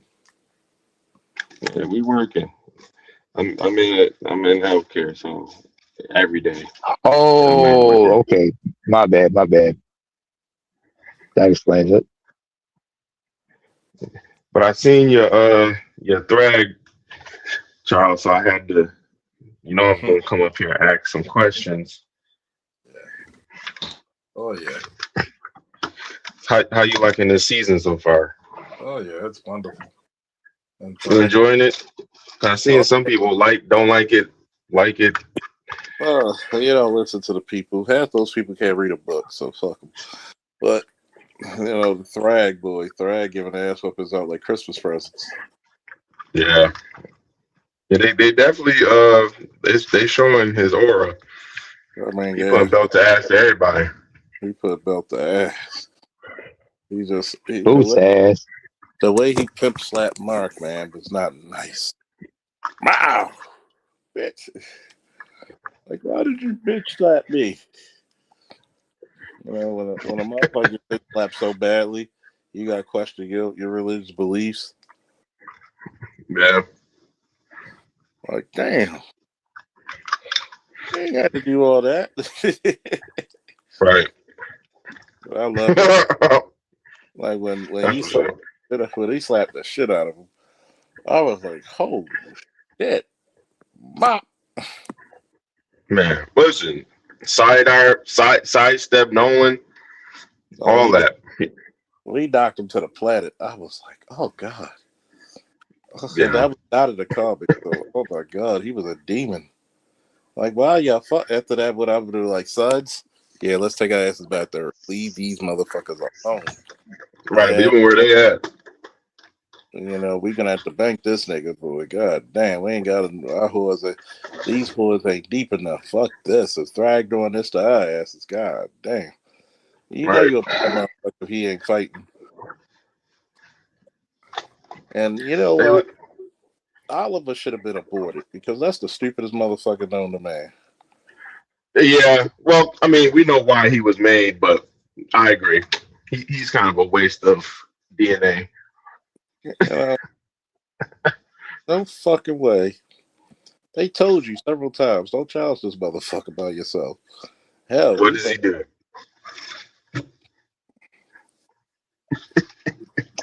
He they challenges and he's headstrong because And that then shows like, not only challenge him, but then try to run away after he mhm. realized, oh shit, they were right. Oh shit, that's a real one. it's too little, too late. Too little, too Oh, late. Now you fuck. gotta stay. You gotta take this rush. You gotta take this whooping. Oh You gotta shit, take this whooping. he's a real one. Oh, he's a real one. Oh shit, I know this is a real nigga. This is that he told me about. These is I real. thought this shit.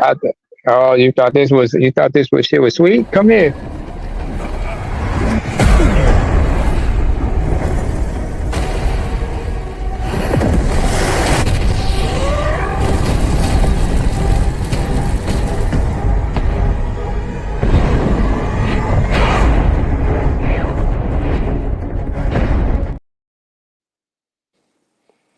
But Belt ass. he was like, "Yo, that's a real nigga right there." The kid, fuck on the. What we doing? That get the fuck on the ship. We leaving. What happened? Right. Real nigga alert. Real nigga alert. Cut You the know, chain. It was Debo like, coming. who's that? Debo. Debo. He yo, ain't cut the Will. chain. Nah, not DJ Pooh, but like y'all remember a joke. The joke Steve Harvey had about the movie Titanic about the band kept playing while the ship was going down. What black band gonna do that shit? Cool in the game, be unplugged and shit. They see this shit like, oh shit, let's get the fuck out of here. Mm-hmm. Wrap that shit up and let's go. Wrap that shit up and let's go. Mm-mm. God damn it, let's get. Somebody get that extension for somebody fuck around and get shot. Earth, Wind, and Fire would have been the fuck out of there. Yeah, clear it out. Maze Oh said Maze would have been like before I let go. Shit. no. Drew Hill would. Drew Hill. I remember I remember me and my boys joked about that. We said, imagine if it was Drew Hill. It's like, oh shit, let's get the fuck out. Yo, Jazz, move your fat ass. Come on, man. Nokia, quit messing with that girl. Let's go. Yo, And, let's go. Yeah. Quit you know, singing, man. We gotta go. Thaddeus, as we like to call him, Buff Socrates, was giving him hell last episode. Like He was. this episode, oh my god, don't see. Sometimes when you blow up a nigga planet, he gets salty about that shit. He got salty. I mean, Right. When he yoked his ass up, if you notice, Mark and Nolan can't even perceive him. Like, oh shit. Yeah, yeah. Like, they were running from him like he was Jason Voorhees. Like, oh shit. The only reason you motherfuckers live because I will it tell you, bitch ass niggas. Speaking on that, Kim, I've been seeing it because I haven't read all the comics. What? Why is Invincible so strong? I've seen some places, some people say it's like the Gohan effect, where if you mix with human emotion plus that power, they get a boost. Well, But is it explained in the comics? Is it well, explained? well, one, he's an ancestor of Argyle. Two, he's a half breed. Three, plot armor. He's the main character. and The third one sounds about right. The and third one sounds right. Gohan was supposed to be the main character of Dragon Ball, but you know, Yeah. niggas ain't know how fucking Goku. Goku is a national treasure in Japan. Okay, y'all don't understand. Yeah. Goku does Dragon Ball affects their economy. Goku does food commercials. Yeah. He's like Superman to them motherfuckers. Okay, Yeah. he's part of the economy. Okay. Yeah. They said, listen, Toriyama, you can't stop. We need this revenue. Yeah. Oh, This is the fucking point. This is the point where people don't get it. Like, you got motherfuckers after that shit, when you hit a motherfucker so hard, you hit another motherfucker on the way out. Yeah, you like kids, let's go. What's wrong, Dad? Yeah, remember what I told you about this? Nah, this motherfucker a real one. What you mean a real one, Right. Dad? You take him. Yeah, out to lunch, nigga. Get the fuck of this, get the fuck of this shit. But Dad, shut up and get in the ship. Shut up and get in the ship and buckle his seatbelt. Leave this nigga alone. He on some other shit. Where we gonna go? We gonna apologize to your mother. Shit. Like, but however, we could take him, bitch. If you don't get in here, but you left. Shit. Oh, That's why your mother a yeah. goddamn cop, bitch. Like, shout out to all the black Viltrumites with dreads and shit. I like it when Right. The bald Guatemalan. one. like, goddamn, like, they said the only reason that General Craig is the second in command is because he's Sprague's barber. Oh shit. Yo, Frank, that's a Chris windup for a white boy. That's El Crispy right there, boy. El Crispo. Boy, they be like, oh, he got the crispiest lineup ever. Like, Man, does they they said the reason why Thrag cried because his barber was on the goddamn. What? I didn't hear that. They said he cried because his barber was on the planet. when he blew up. Damn. God damn. Yeah, that's a fact. That's hilarious. Don't do it. Oh, Don't shit. do it. I was like, don't do it. You just gonna piss this motherfucker off. I'm waiting till all that You stuff cannot come do out it. so I can just binge it. Yeah. But you gotta see that. The one episode you gotta see is the one that came out this week. Oh my god, that shit was hilarious. When he hit him with that mean sidestep. Oh my god. Yeah. Didn't even look at him. He said, "Oh, excuse me." They were like, wait a minute. Nolan was like, oh, this doesn't happen. Oh shit. The fuck this motherfucker doing? Like, what he went behind him and knocked him to the planet. Shout out to Nolan for having that type of durability. Just shake that shit off. But god damn. Did it look as much? Did it what Martin say? Damn, did it hurt as much as it looked? Did he hit? No, did it drop you as a fucking lick, man? No, man, they didn't find your teeth. I don't know where they at. My god damn, your mouthpiece is in the fifth row, teeth in the third. Shit. Speaking of mouthpieces, I remember one of my favorite games was UFC 2009 Undisputed. You can knock it. When you knock somebody out, you can knock it. You can see their mouthpiece flying. Oh, I loved it when I played fucking Fight Night 3. I would actually Mm-hmm. call jab, straight elbow, cut open you up, and then beat the shit out of you with a TKO. I love the TKOs more than knockouts because I'm like, ref, pull me off his ass. He's a dead man if you don't. I would tell people that too. Like, you just cut me. Yeah, you should have done something about it. Uh-huh. Like, man. And they got one more episode left, and it's gonna be funny because they're gonna be like, "I'm gonna fight you, nigga. Do you know what happened last time you tried?" Unless Right. he learns. And you gotta love them suburban boys. Like, you tried to kill me. No, if I tried to kill you, you'd be dead. Right. That happened already. He thought he was real mean. I killed Conquest. Yeah, that probably was my favorite part. My man said, "A word, bro. Show me then." And you saw that demon come out the fucking impact. Yeah. Oh my god. Yeah, he wasn't fucking around. They said, yo, he's a fraud. Okay. Keep watching. Keep watching. Right.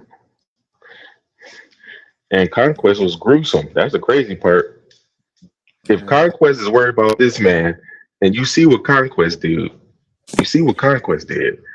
what you thought he was gonna be? Conquest scared him. Oh yeah, Charles.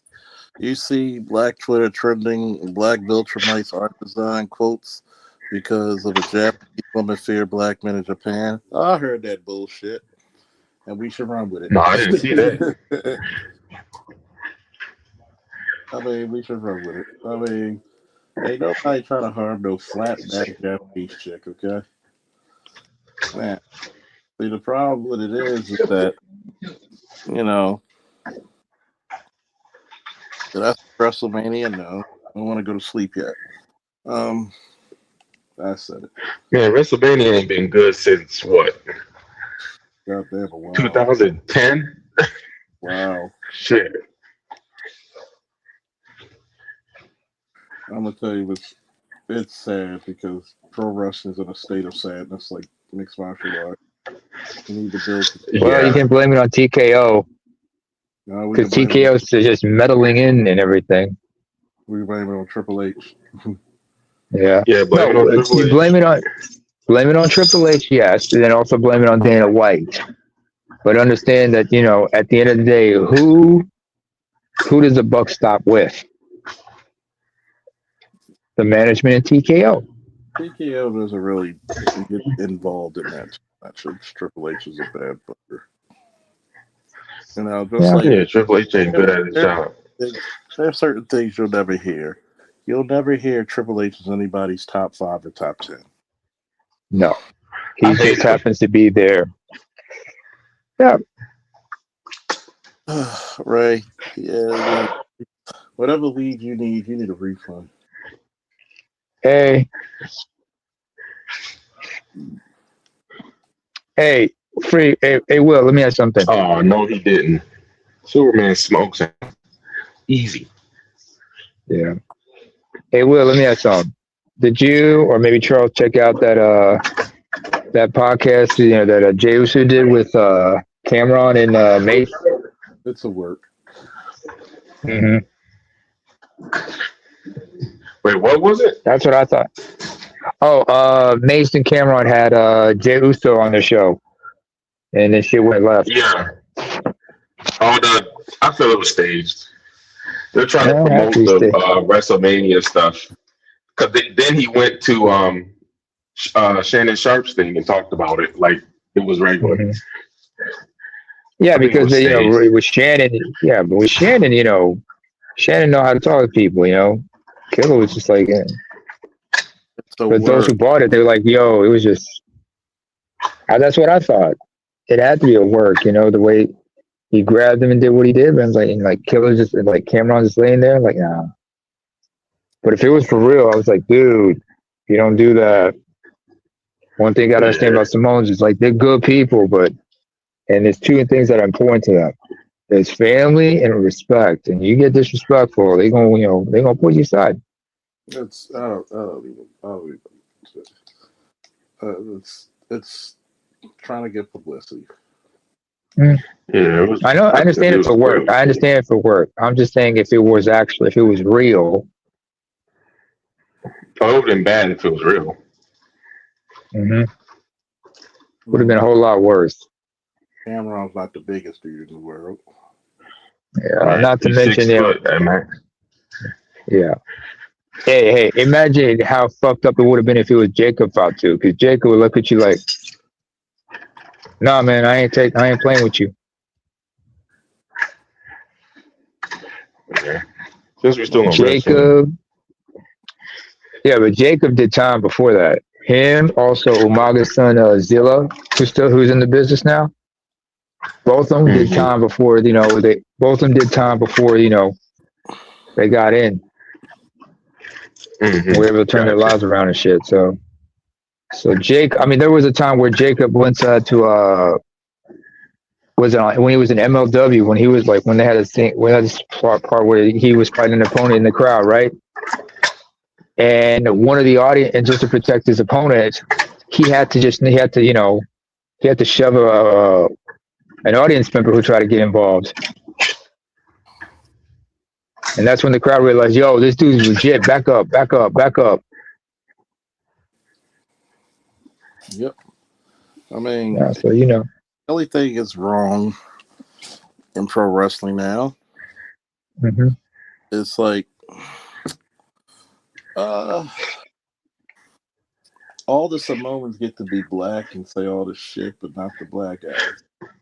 You gotta be good. That's a good point. They're pretty much the black replacements. Hey, don't forget, hey, you got some brothers in there. Where? Oh, it's a lot more than used Trick to be. Williams. Yeah. This is the best the females been too. Well, you gotta think about it. They don't 10 minutes. Very few black guys get to be black in pro wrestling. Mm-hmm. Yeah. That's true. Or let alone get to be themselves. Yeah. A couple of the maybe Mark Henry. That's basically Trick Williams. Mark Henry. Yeah, Mark Henry. When he became the world's strongest man, you know who put a foot in his ass about that? It was Eddie. Eddie came to him and said, "Come here. Look in the mirror. What do you see?" I see a dude who's a fun-loving guy. But him being a fun-loving guy, is fucking it up. It's fucking up the business for everybody, man. I say, you have any idea, because consider how big and strong you are, a lot of people can be afraid of you. If I was you, I'd learn how to exploit that. That's what he said to Mark Henry.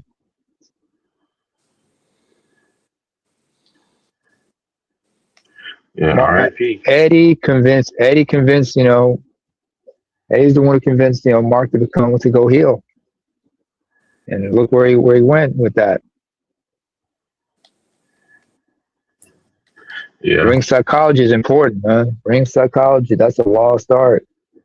Or as like, Mick Foley would tell you, when you plan out a match, you got to understand psychology.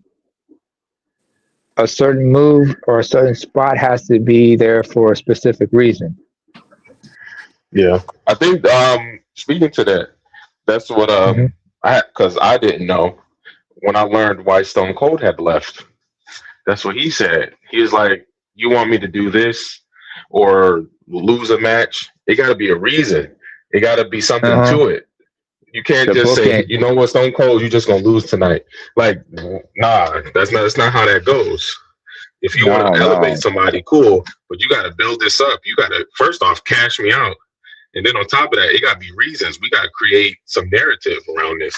It can't just be a Monday night and say, "Hey, Stone Cold, you're about to get knocked out. and now it's such and such time. And I was like, I understand that. Just like the mess in AEW for some of its booking. The way they book certain things, like make it make sense. And you want to talk about booking? The Triple H is such a great booker. What the fuck is that? Why the fuck has he not? Why the fuck hasn't he, given a big push to LA Knight? LA Knight's proven he can, get himself over. Botches. Mm-hmm. He Botches? Pete botches. He's over, but you gotta stop botching. Mm-hmm. Plus, LA Knight is up there, like in his mid-40s. I mean, you gotta He's 40 now. A lot of these motherfuckers are pro wrestling. You don't have any young talent. I mean, when Jey Uso's in their 40s. Yeah, man. When I was showing my son because I've been stopped watching wrestling, but I was just showing my son. It may I'll say maybe around Christmas time, and I could honestly say, especially the lower fights, they were really well choreographed. The only problem is I didn't know who the fuck those people were, and I think, and then the fact that they're bringing 50 gray beard CM Punk back, and I just was like, yeah, it's done. Because if you got to bring first the worst main event guy to try to carry whatever's left, is this over? Just like if you look at right now, right? Who's their equivalent of Hulk Hogan? Shawn Michaels, Bret Hart. I don't think they have one. You don't have a. They don't have a Hulk Hogan in that room. You don't have a Bret Hart. Some of the guys need to I shouldn't look at a pro wrestler, and majority of the fucking people are smaller than me. Yeah, I agree with that. Javon Evans, for example. Javon Evans. Carmelo Hayes, they're kind of undersized, some people say. They got him looking like Mr. Bojangles. Especially considering he's a high flyer. Then, of course, you got Trick Williams, who plays a pimp. Yeah. I call me when Bianca's pregnant, so. Oh, shout out to Bianca and on pregnancy. I know more about the female wrestlers than the guys. Well, that's the problem with UFC and WWE. They don't make stars anymore. Yeah, that's what I'm saying. Don't know who. I was like, man, this is weird. This is actually a very entertaining match. But who the fuck are they? It's like some of the guys. Hey, did you see the 6-man ladder match for the Intercontinental title? No. Who's in it? I did. It was the champion Penta against who? JD McDonough. Who? Penta.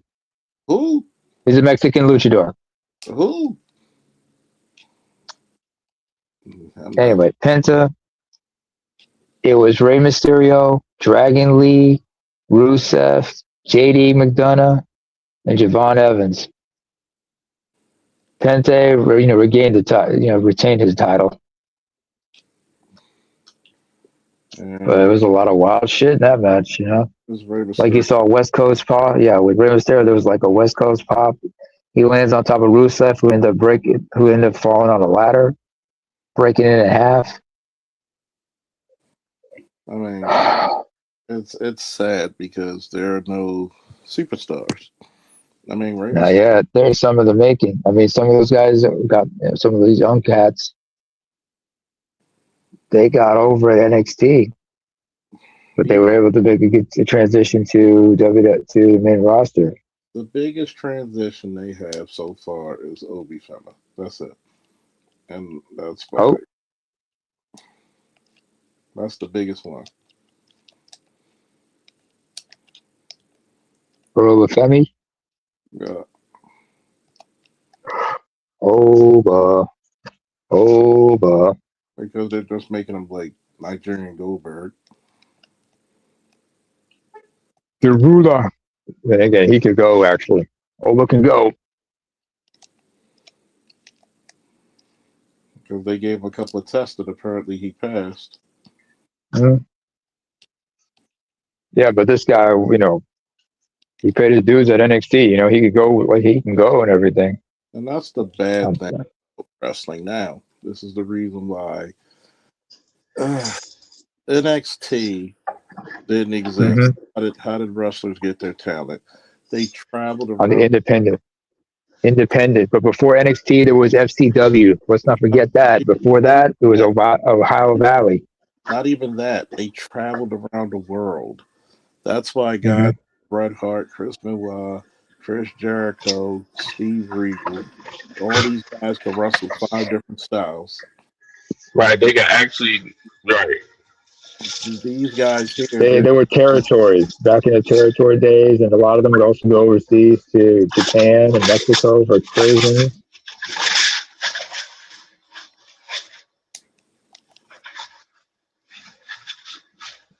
I mean, think about it, right?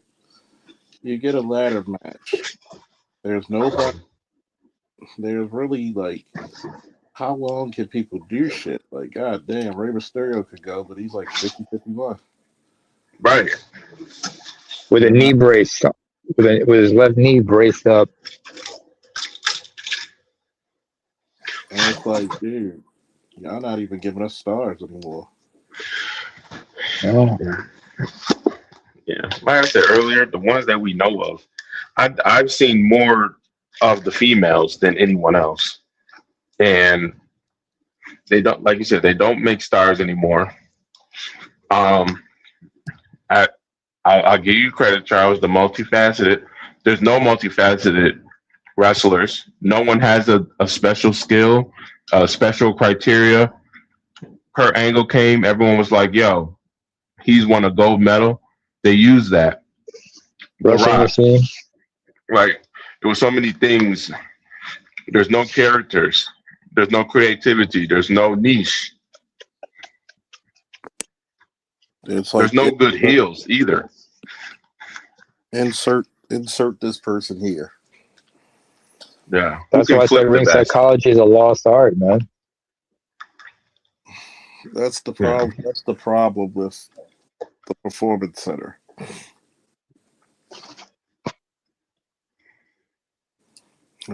Everybody wants to do the quick. You can do all the flippy moves, but you don't know who they are. You don't know what story they're trying to portray. Even with the UFC, where it's real fighting. Who's the most popular fighter in the UFC right now? It's probably Conor McGregor. He's not even fighting. He's not fighting. Yeah. He's retired, pretty much. And the most it's not Makhachev. I mean, guess what? That's not a household name.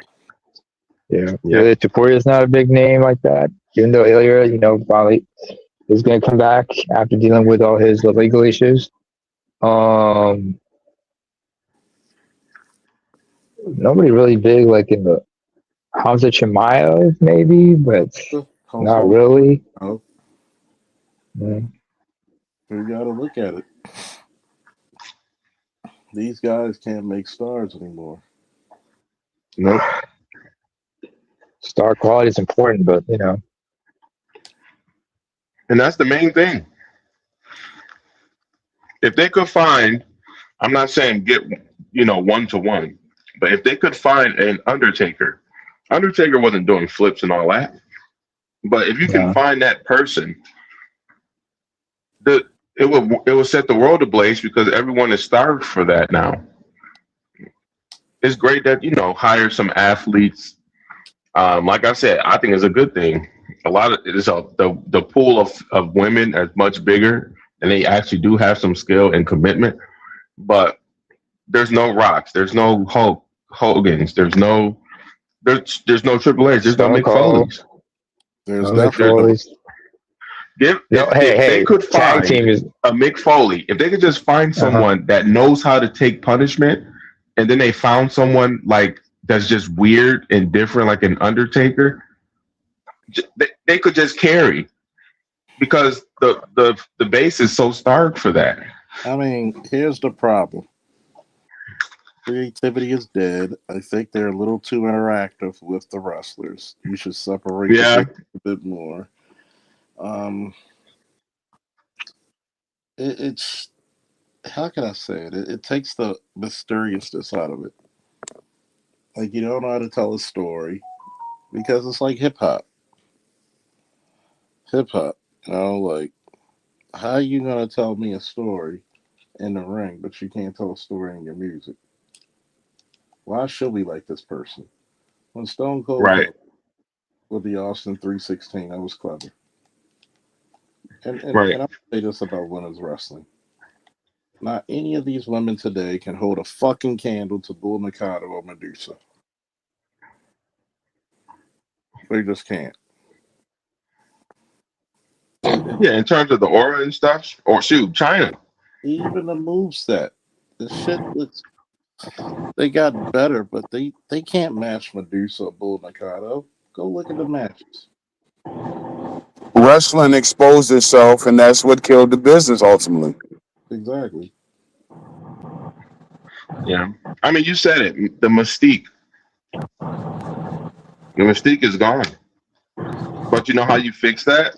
Like you said, characters, creativity, stakes. Here's the part. You actually have to do some wrestling. Yeah. I agree Right, with not Charles. acrobatics. Right, not Too much acrobatics. flippy flippy. You know Right. what I mean? Too many small dudes. Yep. The Go back. stories That's are what I said. weak. First of all, let's get to the crux of this shit. You turn on WWE, it is way too much fucking talking. It's been like this for like 20 years now. It's just Well, way too much talking. We understand a promo, but the question is why do you have 3, 4 dudes in the ring talking for half an hour? And Remember it's when pointless as fuck. remember when what's his name, Russo put that tweet out there years ago? And he was like, no. Matter of fact, no, it was somebody else that tweeted it. And he responded to it. They was like, I turned on a wrestling show and there was 12 minutes of wrestling and 48 minutes of talking. Yeah, And you got Vince to fix Russo that. got pissy about it. And he responded, said some smart ass responded to it, and everybody got on him about his response. But no, that's some fucking true shit. Why Yeah, is I there agree. so much goddamn talking? Listen, they be backstage and it be 7 people. Why is there a crowd in a promo? It should be yeah, 7 of them I'm around the not. mic. I'm not 20 minutes of kicking your ass if you right there. Like, here's my thing. I know I gotta sell it, but one of the biggest problems is this. When you look at like guys like 97 Bret Hart, Mm. look at how he was when he lost the cage match to Psycho Sid. And he went off.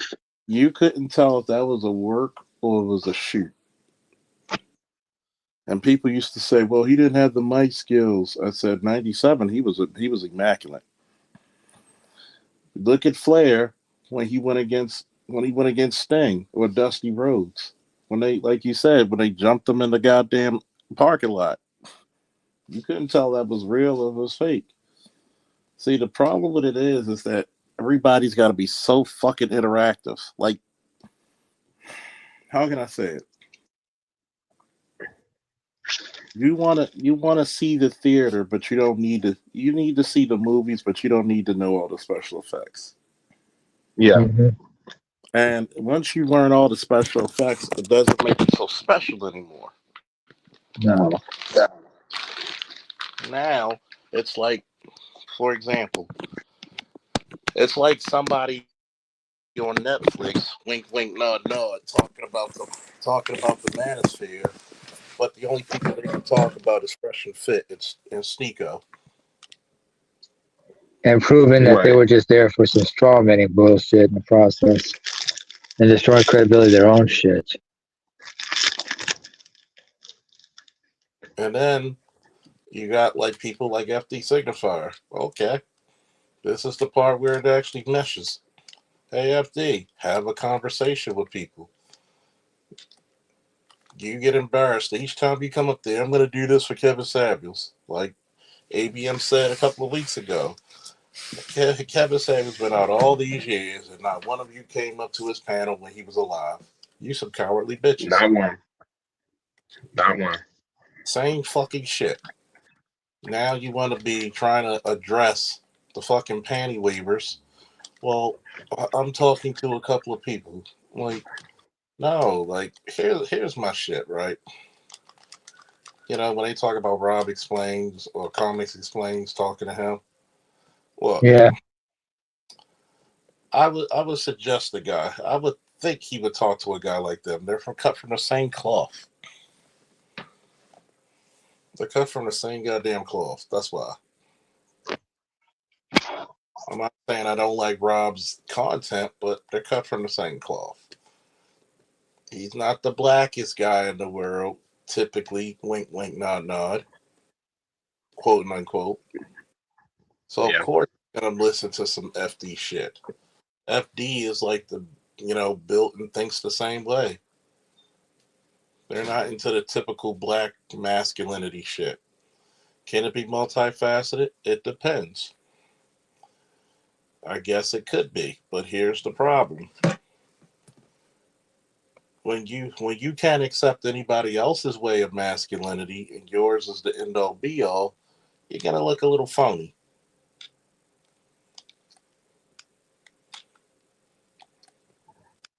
I agree with that. The thing about Rob is he stays in his lane. Exactly. Then you have Ernie, aka Blair, who basically he's a blue-haired feminist in black skin, and I like both. I like both Ernie and Rob. But you're trying to knock down the number one comic book guy versus the number 3, 4. Well, let's just say this.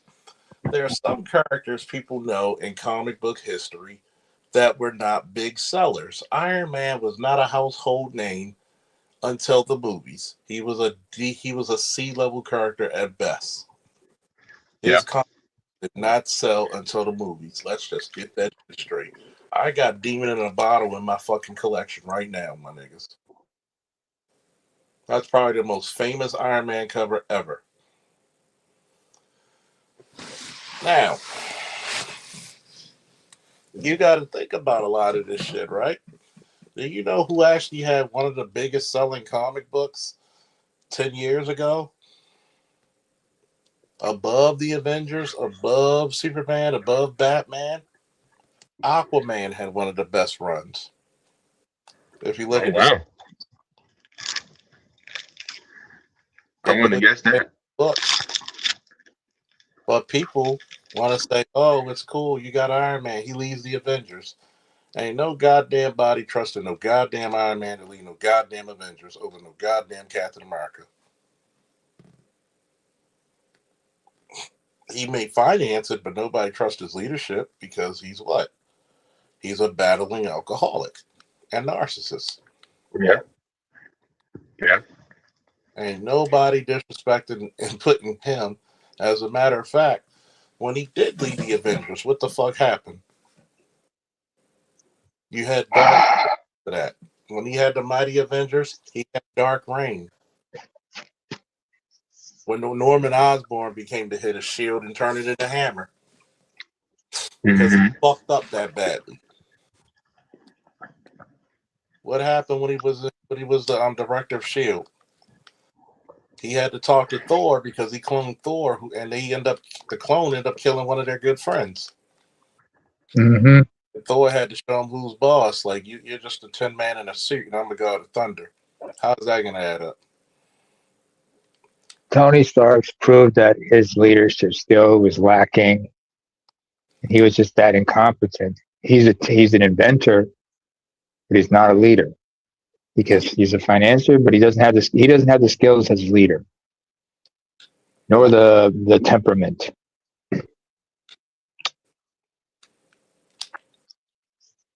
And think about it, right? Like right now, since we're talking about pro wrestling and everything, and notice things are multifaceted, but they all connect. Let me tell you what's one of the biggest flaws of Disney Marvel. Why the fuck am I telling you who the fuck Doctor Doom is now? Oh, I know, because you can't bet on what the fuck's going on. Guess what? Cheap pops. Millions of people would have went to see that goddamn movie if y'all would have just saw who the fuck was he behind the mask. Holy shit! That holy shit moment. Everybody's afraid of the holy shit moment. Yeah. Think about it. I wouldn't have told you motherfucking Spider-Man or Black Panther was in fucking Civil War. That'd have made you come back. Yeah. You know what the whole shit moment, the greatest whole shit moment they had when Cap grabbed the hammer. Mjolnir. Right. Right. You could have several of those, but no. No. Who's writing this shit? Not comic book fans. Mm-hmm. I mean, look what Everybody happened with wants Henry Cavill. Who remembers what happened to Henry Cavill and when he did the Witcher project and how most of the people who wrote that shit had hidden agendas and only one person besides him knew the lore. Yeah. Because Henry Cavill is a geek. He loves this Yeah. shit. Yep. He's played the games and read the novels. He's read the books and played the game. Just like with the Warhammer series. He's played this. He still plays a tabletop game and still plays the video game and reads the novels every once in a while. Like I feel bad for him, man, because he has some great ideas, but he also knows he has nobody to work with. Yeah. Oh, you mean on when it was The Witcher? He Yeah. knows. With The Witcher, Warhammer. He's mentioned all of the stuff that he wants to do, but he also knows I will refuse for these people on Hollywood to taint it. You got me with Witcher, like you said. You gave me the okie doke with Witcher. He ain't gonna do it to Warhammer. I said, you think about this, right? He was probably the best modern fucking Superman since Chris Reeve. I agree 100%. And he read the comic books and studied everything to prove, I understand within the lore. That's how dedicated he was to the craft. You notice the difference between this Clark Kent versus the other? What? He's not going to sit around with Lois questioning what he does if it needs people to be saved. No, that's absurd. Mm-hmm. Like, bitch, what the fuck you mean? If people need my help, they gotta get my help. Mm-hmm. Right. He's not gonna be questioning Lois. Like, goddamn, Lois, did you do it there, nigga? Shit. Well, you could make an international incident. Well, goddamn, who cares if people dying? Superman is a son of the entire planet, not just the United States, my dear. But what happens is you got that fucking, what's his name? Gunn. What's his first name? James Gunn. James Gunn. He's about as fucking liberal feminist as you could be. He did good for the Guardians of the Galaxy, right? He only I does. think everybody agree on that. He does good in teen books. Why do you think Superman had more? I didn't go to see fucking Superman and his amazing friends. I wanted to see Superman. Yeah, that's why I agree with that. That's why he had to put other heroes in the book because he couldn't do it. Yeah, Superman looked like shit. Yeah, in that movie. He needed help the whole time. Matter of fact, The whole time. if you notice in the movie, Lois saved him. He never saved Lois. What type of shit is insane, that? Right? That's insane, isn't it? What type of shit is that? Mm-hmm. Mm-hmm.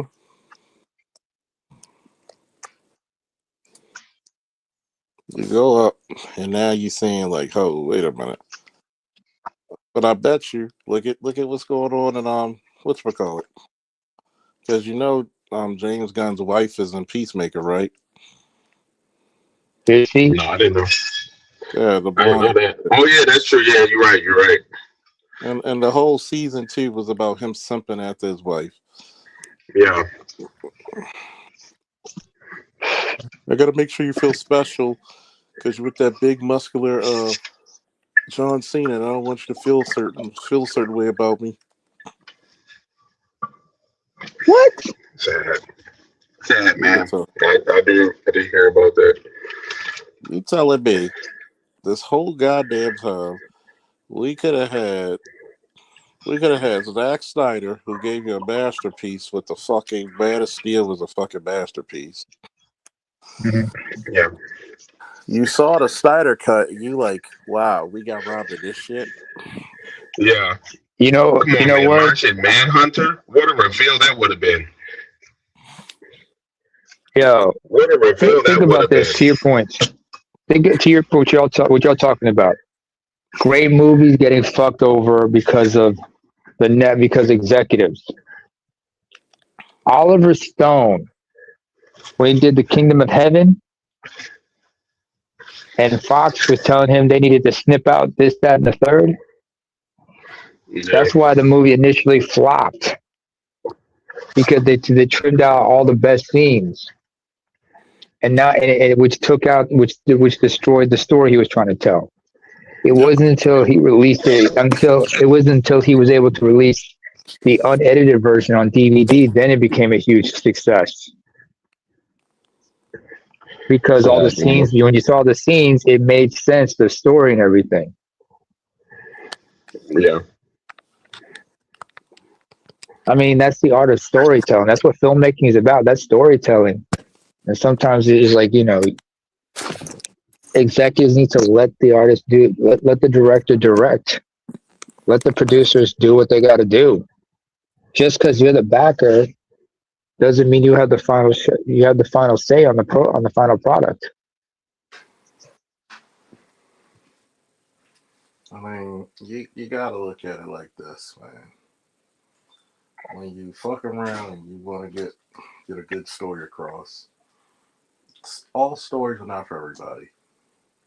Why do you think a lot of men don't watch Sex in the City? It's lonely It's not. It feminist doesn't appeal to propaganda to us. make women feel good about themselves, being Hmm. single, fucking who they want.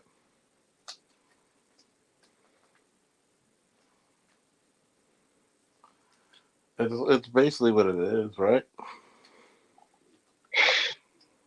Certain shows only appeal to women, like a lot of reality shows, for example. They're like trivial and drama based. Guys, we like to watch shows that appeal to some of our interests and whatnot. Mm. Can y'all hear me? I hear you. Yeah, I hear you. Yeah, it's like watching I mean, Sex. I don't expect men to like Sex in the City. no. But, but Just like you never see a woman like to watch a show called Dirty Jobs by Mike Rowe. no, you don't even watch. No, They won't even watch superhero movies unless it's something big. unless it's Captain Marvel or some shit like that. No, they won't even watch that because it's like the stupid shit about the WNBA. They got the money, but guess what? They're gonna just as shitty as they did last season. It's No, the bullshit with that league. why don't Just women, like how, go ahead. why don't women play? Actually pay for these women to play because they shitty. I'll give you another example to your point, Charles. Women's soccer. Remember when the national team, while they were competing in the World Cup and the World and also in the Olympics, they were Mm-hmm. trying to campaign for equal pay. Now, here's what I get. In me understanding the business aspect of soccer. I'm like, You're talking about equal pay with regards to playing for the national team. First of all, that's a smokescreen, and you're being dishonest by having that, by making that quote, even though they had the people galvanized. Because when you play for the national team, you don't get paid like that. You get paid, and even though, yeah, you can talk about, yeah, you've won the Women's World Cup and gold medals and the Gold Cups, the American company, you had more success than the men's team, but at the end of the day, the women's game is still developing. It's still like, what, 30, 40 years behind the men's? Mm-hmm. And you guys have covered ground, but you're still covering ground. And the game and the level of competition is not where it needs to be. It's like women's boxing. Mm-hmm. Women's boxing is so pathetic. You got Clarissa Shields saying stupid shit out of her mouth. Norway has had a former boxing champion, Cecilia Brækhus. Brækhus, when she competed, she was humble and she knew how to promote the fight. She never talked reckless. I wanna box with Layla Ali. Layla Ali been like retired forever now. What the hell are you doing trying to pick a fight with Layla Ali? Because she ain't got nobody to fight. This is as dumb as when Serena Williams talked about she wanted to compete with the men. No, she never. She told the truth. Those motherfuckers too fast for her. She'll never win. That was Venus who said that. Venus Yeah. said, "No, you ain't gonna do that against the men." No, just because you saw that documentary about Billie Jean King taking on a guy, that's just it. I mean, that was back in the 70s. That was before the WTA was formed. So cut it out. And I Because know they were celebrating. I don't know. Was it like they were celebrating like the anniversary of the WTA being formed? yeah, like And that organization needs to be informed. But today, a lot of the women in women's tennis need to pay homage and respect to the elders and to the women before them understand what they were pining for, here's the because bad. there's still work to do. Yeah, but as an organization, there's still work to do. Just like with the men, you don't see the men take for granted what the ATP does for them. I mean, look at the LPGA and compared to the PGA.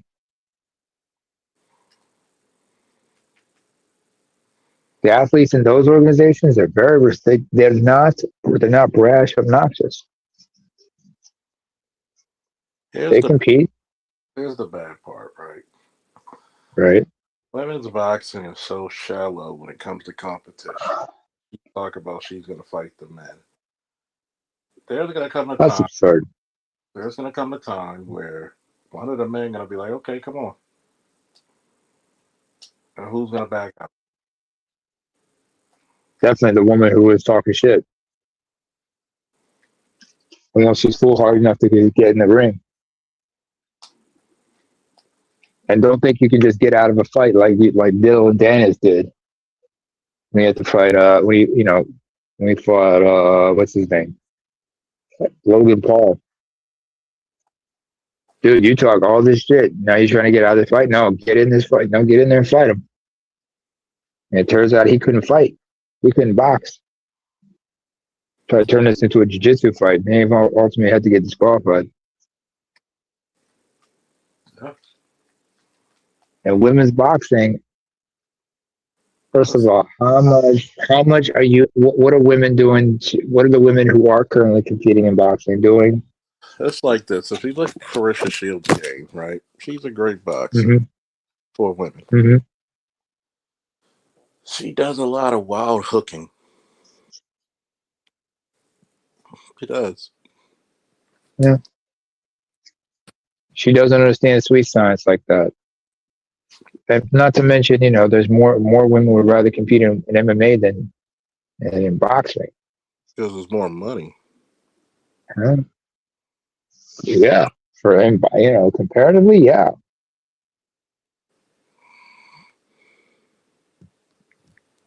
I do not like But women combat sports at all. Period. the limit, yeah, I understand that. The only But female fighters I enjoy fighting was Thunder uh, and Amanda Nunes. Rose Namajunas, when she's one of the slickest submission artists in the game, but she's also proven that she can knock people out, like especially with the Zhang Weili. That head kick was nasty. The setup before that was just brilliant. She had been leg kicking her the whole time. That when she fanned the leg kick and hit her with that question mark leg kick and took her on the head, Zhang was like, "What the hell?"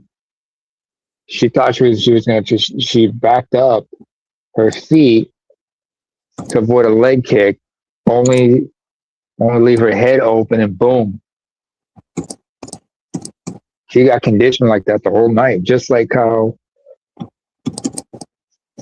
Vitor Belfort was conditioned for body kicks by Lyoto Machida, and then all of a sudden that front kick to the face, like how Anderson Silva dropped him years prior, got him again.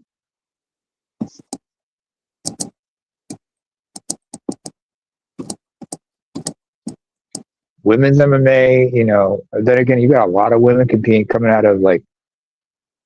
from jiu-jitsu and judo backgrounds, collegiate wrestling, those who box and kickbox, women backgrounds in taekwondo and other striking arts. I mean, and the commitment required to compete in MMA, that puts the commitment in boxing to shame. When you look at how female is, you think fucking soccer is behind. I think female boxing is about 80 years behind. Yeah.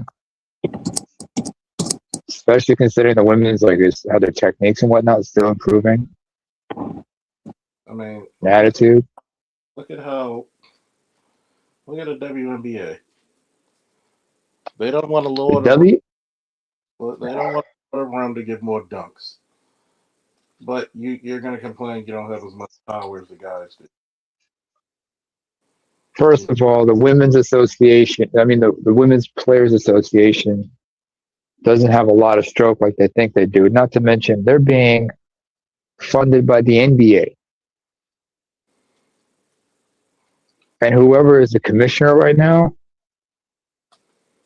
they need to put their foot down and explain to the owners association, but mostly to the players association, you got to start earning your keep.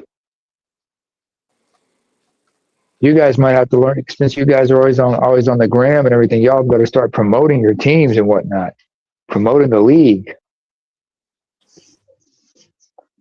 How many of y'all doing things to give back to the community? The men's team, the WNBA players. Dude, let's just face it. It's not going to work. How long has the WNBA been around? It's not going to work. And the NBA is losing money. The NBA is losing money on top of the NBA has its own struggles with viewership. The NBA can't afford to keep supplementing the WNBA. It's just not going to work, dude. I don't know what to tell you. They going to have to find something overseas or something. I don't know. And the Euro basketball leagues are still struggling right now. It's not going to work in the States. It hasn't worked, and it's not going to work. I want you to think about this. They only have 19 draftees. They don't even go to a second round. That tells you something. Considering the number of teams, yeah, it's let me check. How many teams are in the WNBA? How many rounds do you go for the NBA?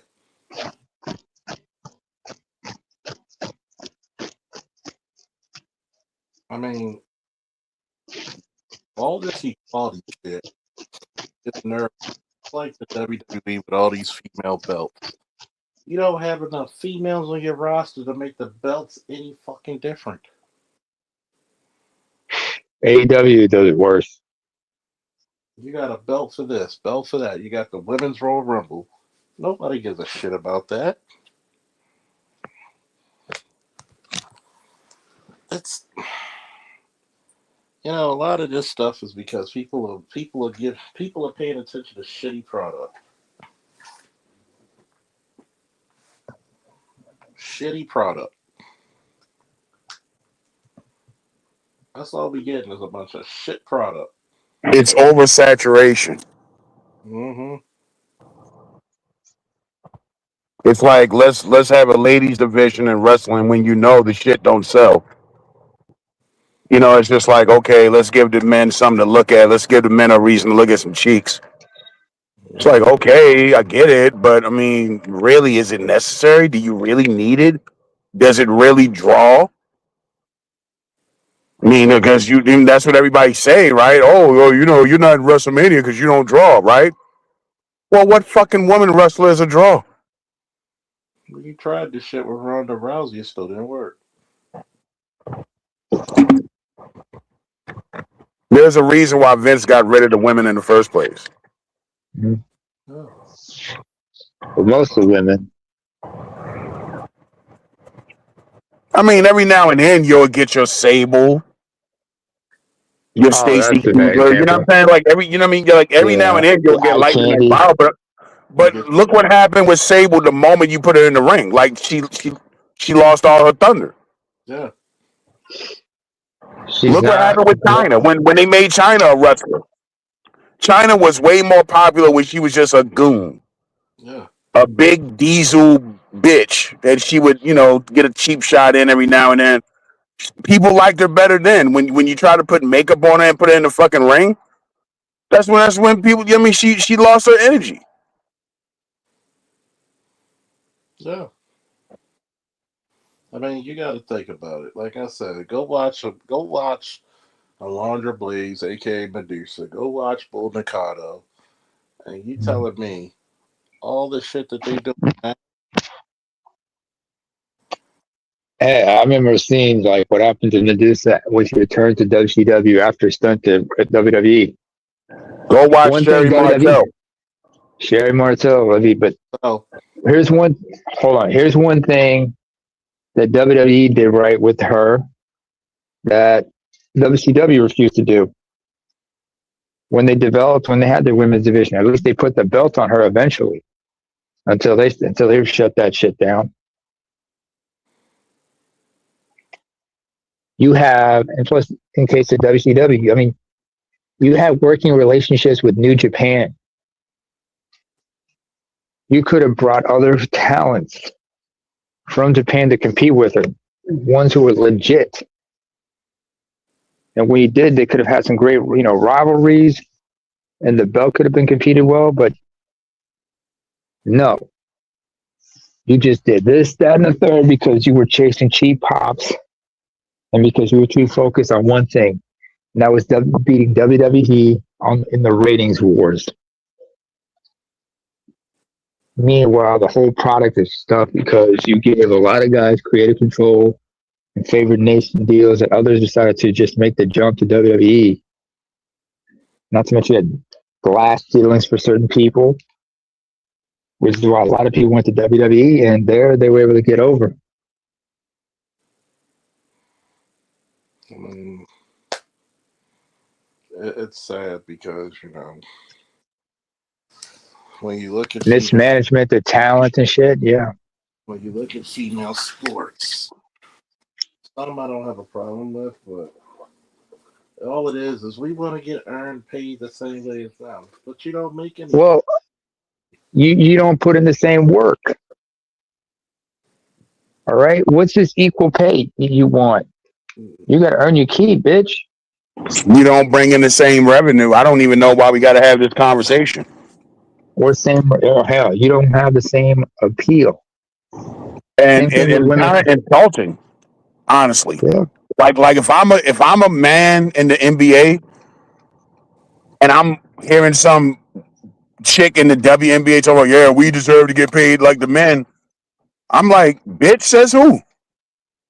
Like, give me Do a you fucking understand reason what? why. I mean, do they even bother to understand the history of the economic history of Like, the you're NBA itself? comparing my brand to your brand. That's crazy. That's absurd. Just shows how close-minded they are. I mean, because they don't understand how much guys like Larry and Magic were earning before they got the Converse deals. They don't understand what the league was like back in the 70s or in the 60s, how much players were getting paid back then. Michael Jordan got paid the big bucks because he was a star. He had that star power. He had that appeal. And that's why he got the shoe deal with Nike like that. I mean, when you got a You're motherfucker, not gonna get a shoe endorsement deal like that, bitch. Like like Derrick Rose or something like that. Come on. No, you're not gonna get a shoe deal like that. this tells you how much their league sucks. How do you draft Angel Reese who can't score for shit? And can't rebound worth a damn. Oh, she'll get some rebounds after we call them me bounds after she take a shot, and then she's so arrogant she doesn't even put herself in the gym to train. Mm-hmm. I mean, Angel Reese is that big albatross around the neck of the WNBA collectively. I mean, who else understands the importance of proving their worth? They're worth how much they say they should be paid. I'm like, you got an opportunity to prove that, earn your keep. But no, you'd rather just just resort to a cop out. That's why I can't really have honest conversations with certain people about this stuff like this. Because I know they're not going to be sincere about everything Hmm. or respect the context.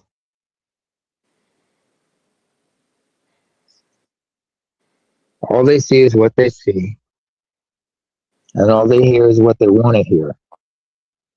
We're talented too. We're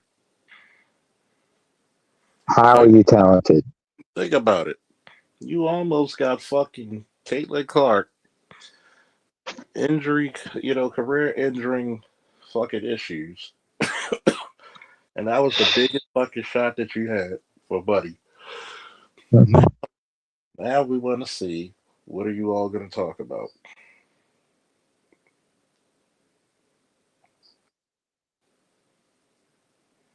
I want to see what this is about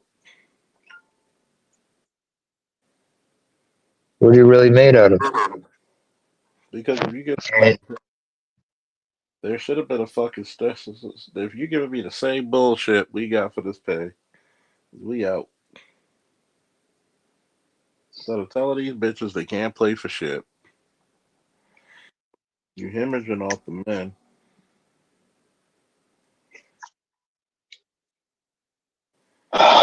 Well, we all know you ain't shit if you're talking about the women.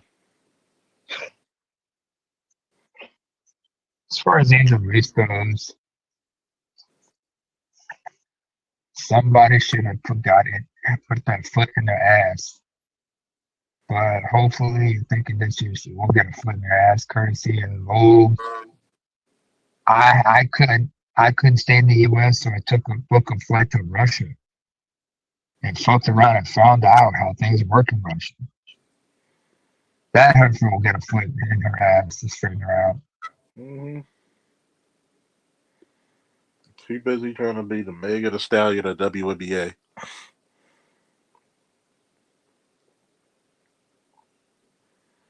Like, let's see some talent first. God damn.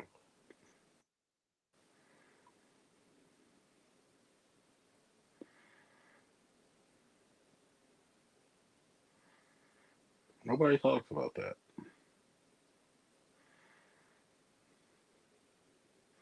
It gets old.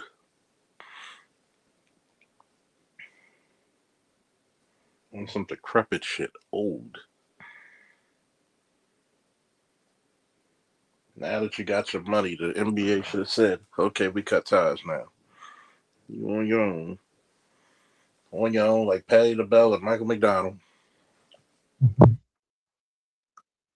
And what you think would happen? Shit, lots of it. Hmm.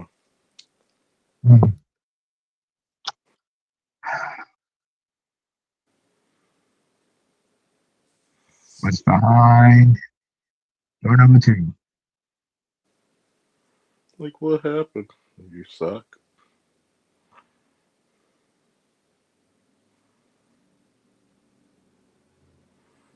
Unfortunately for the whole thing is, I mean, shit's gonna come. I wish them well. Hopefully they could do better, but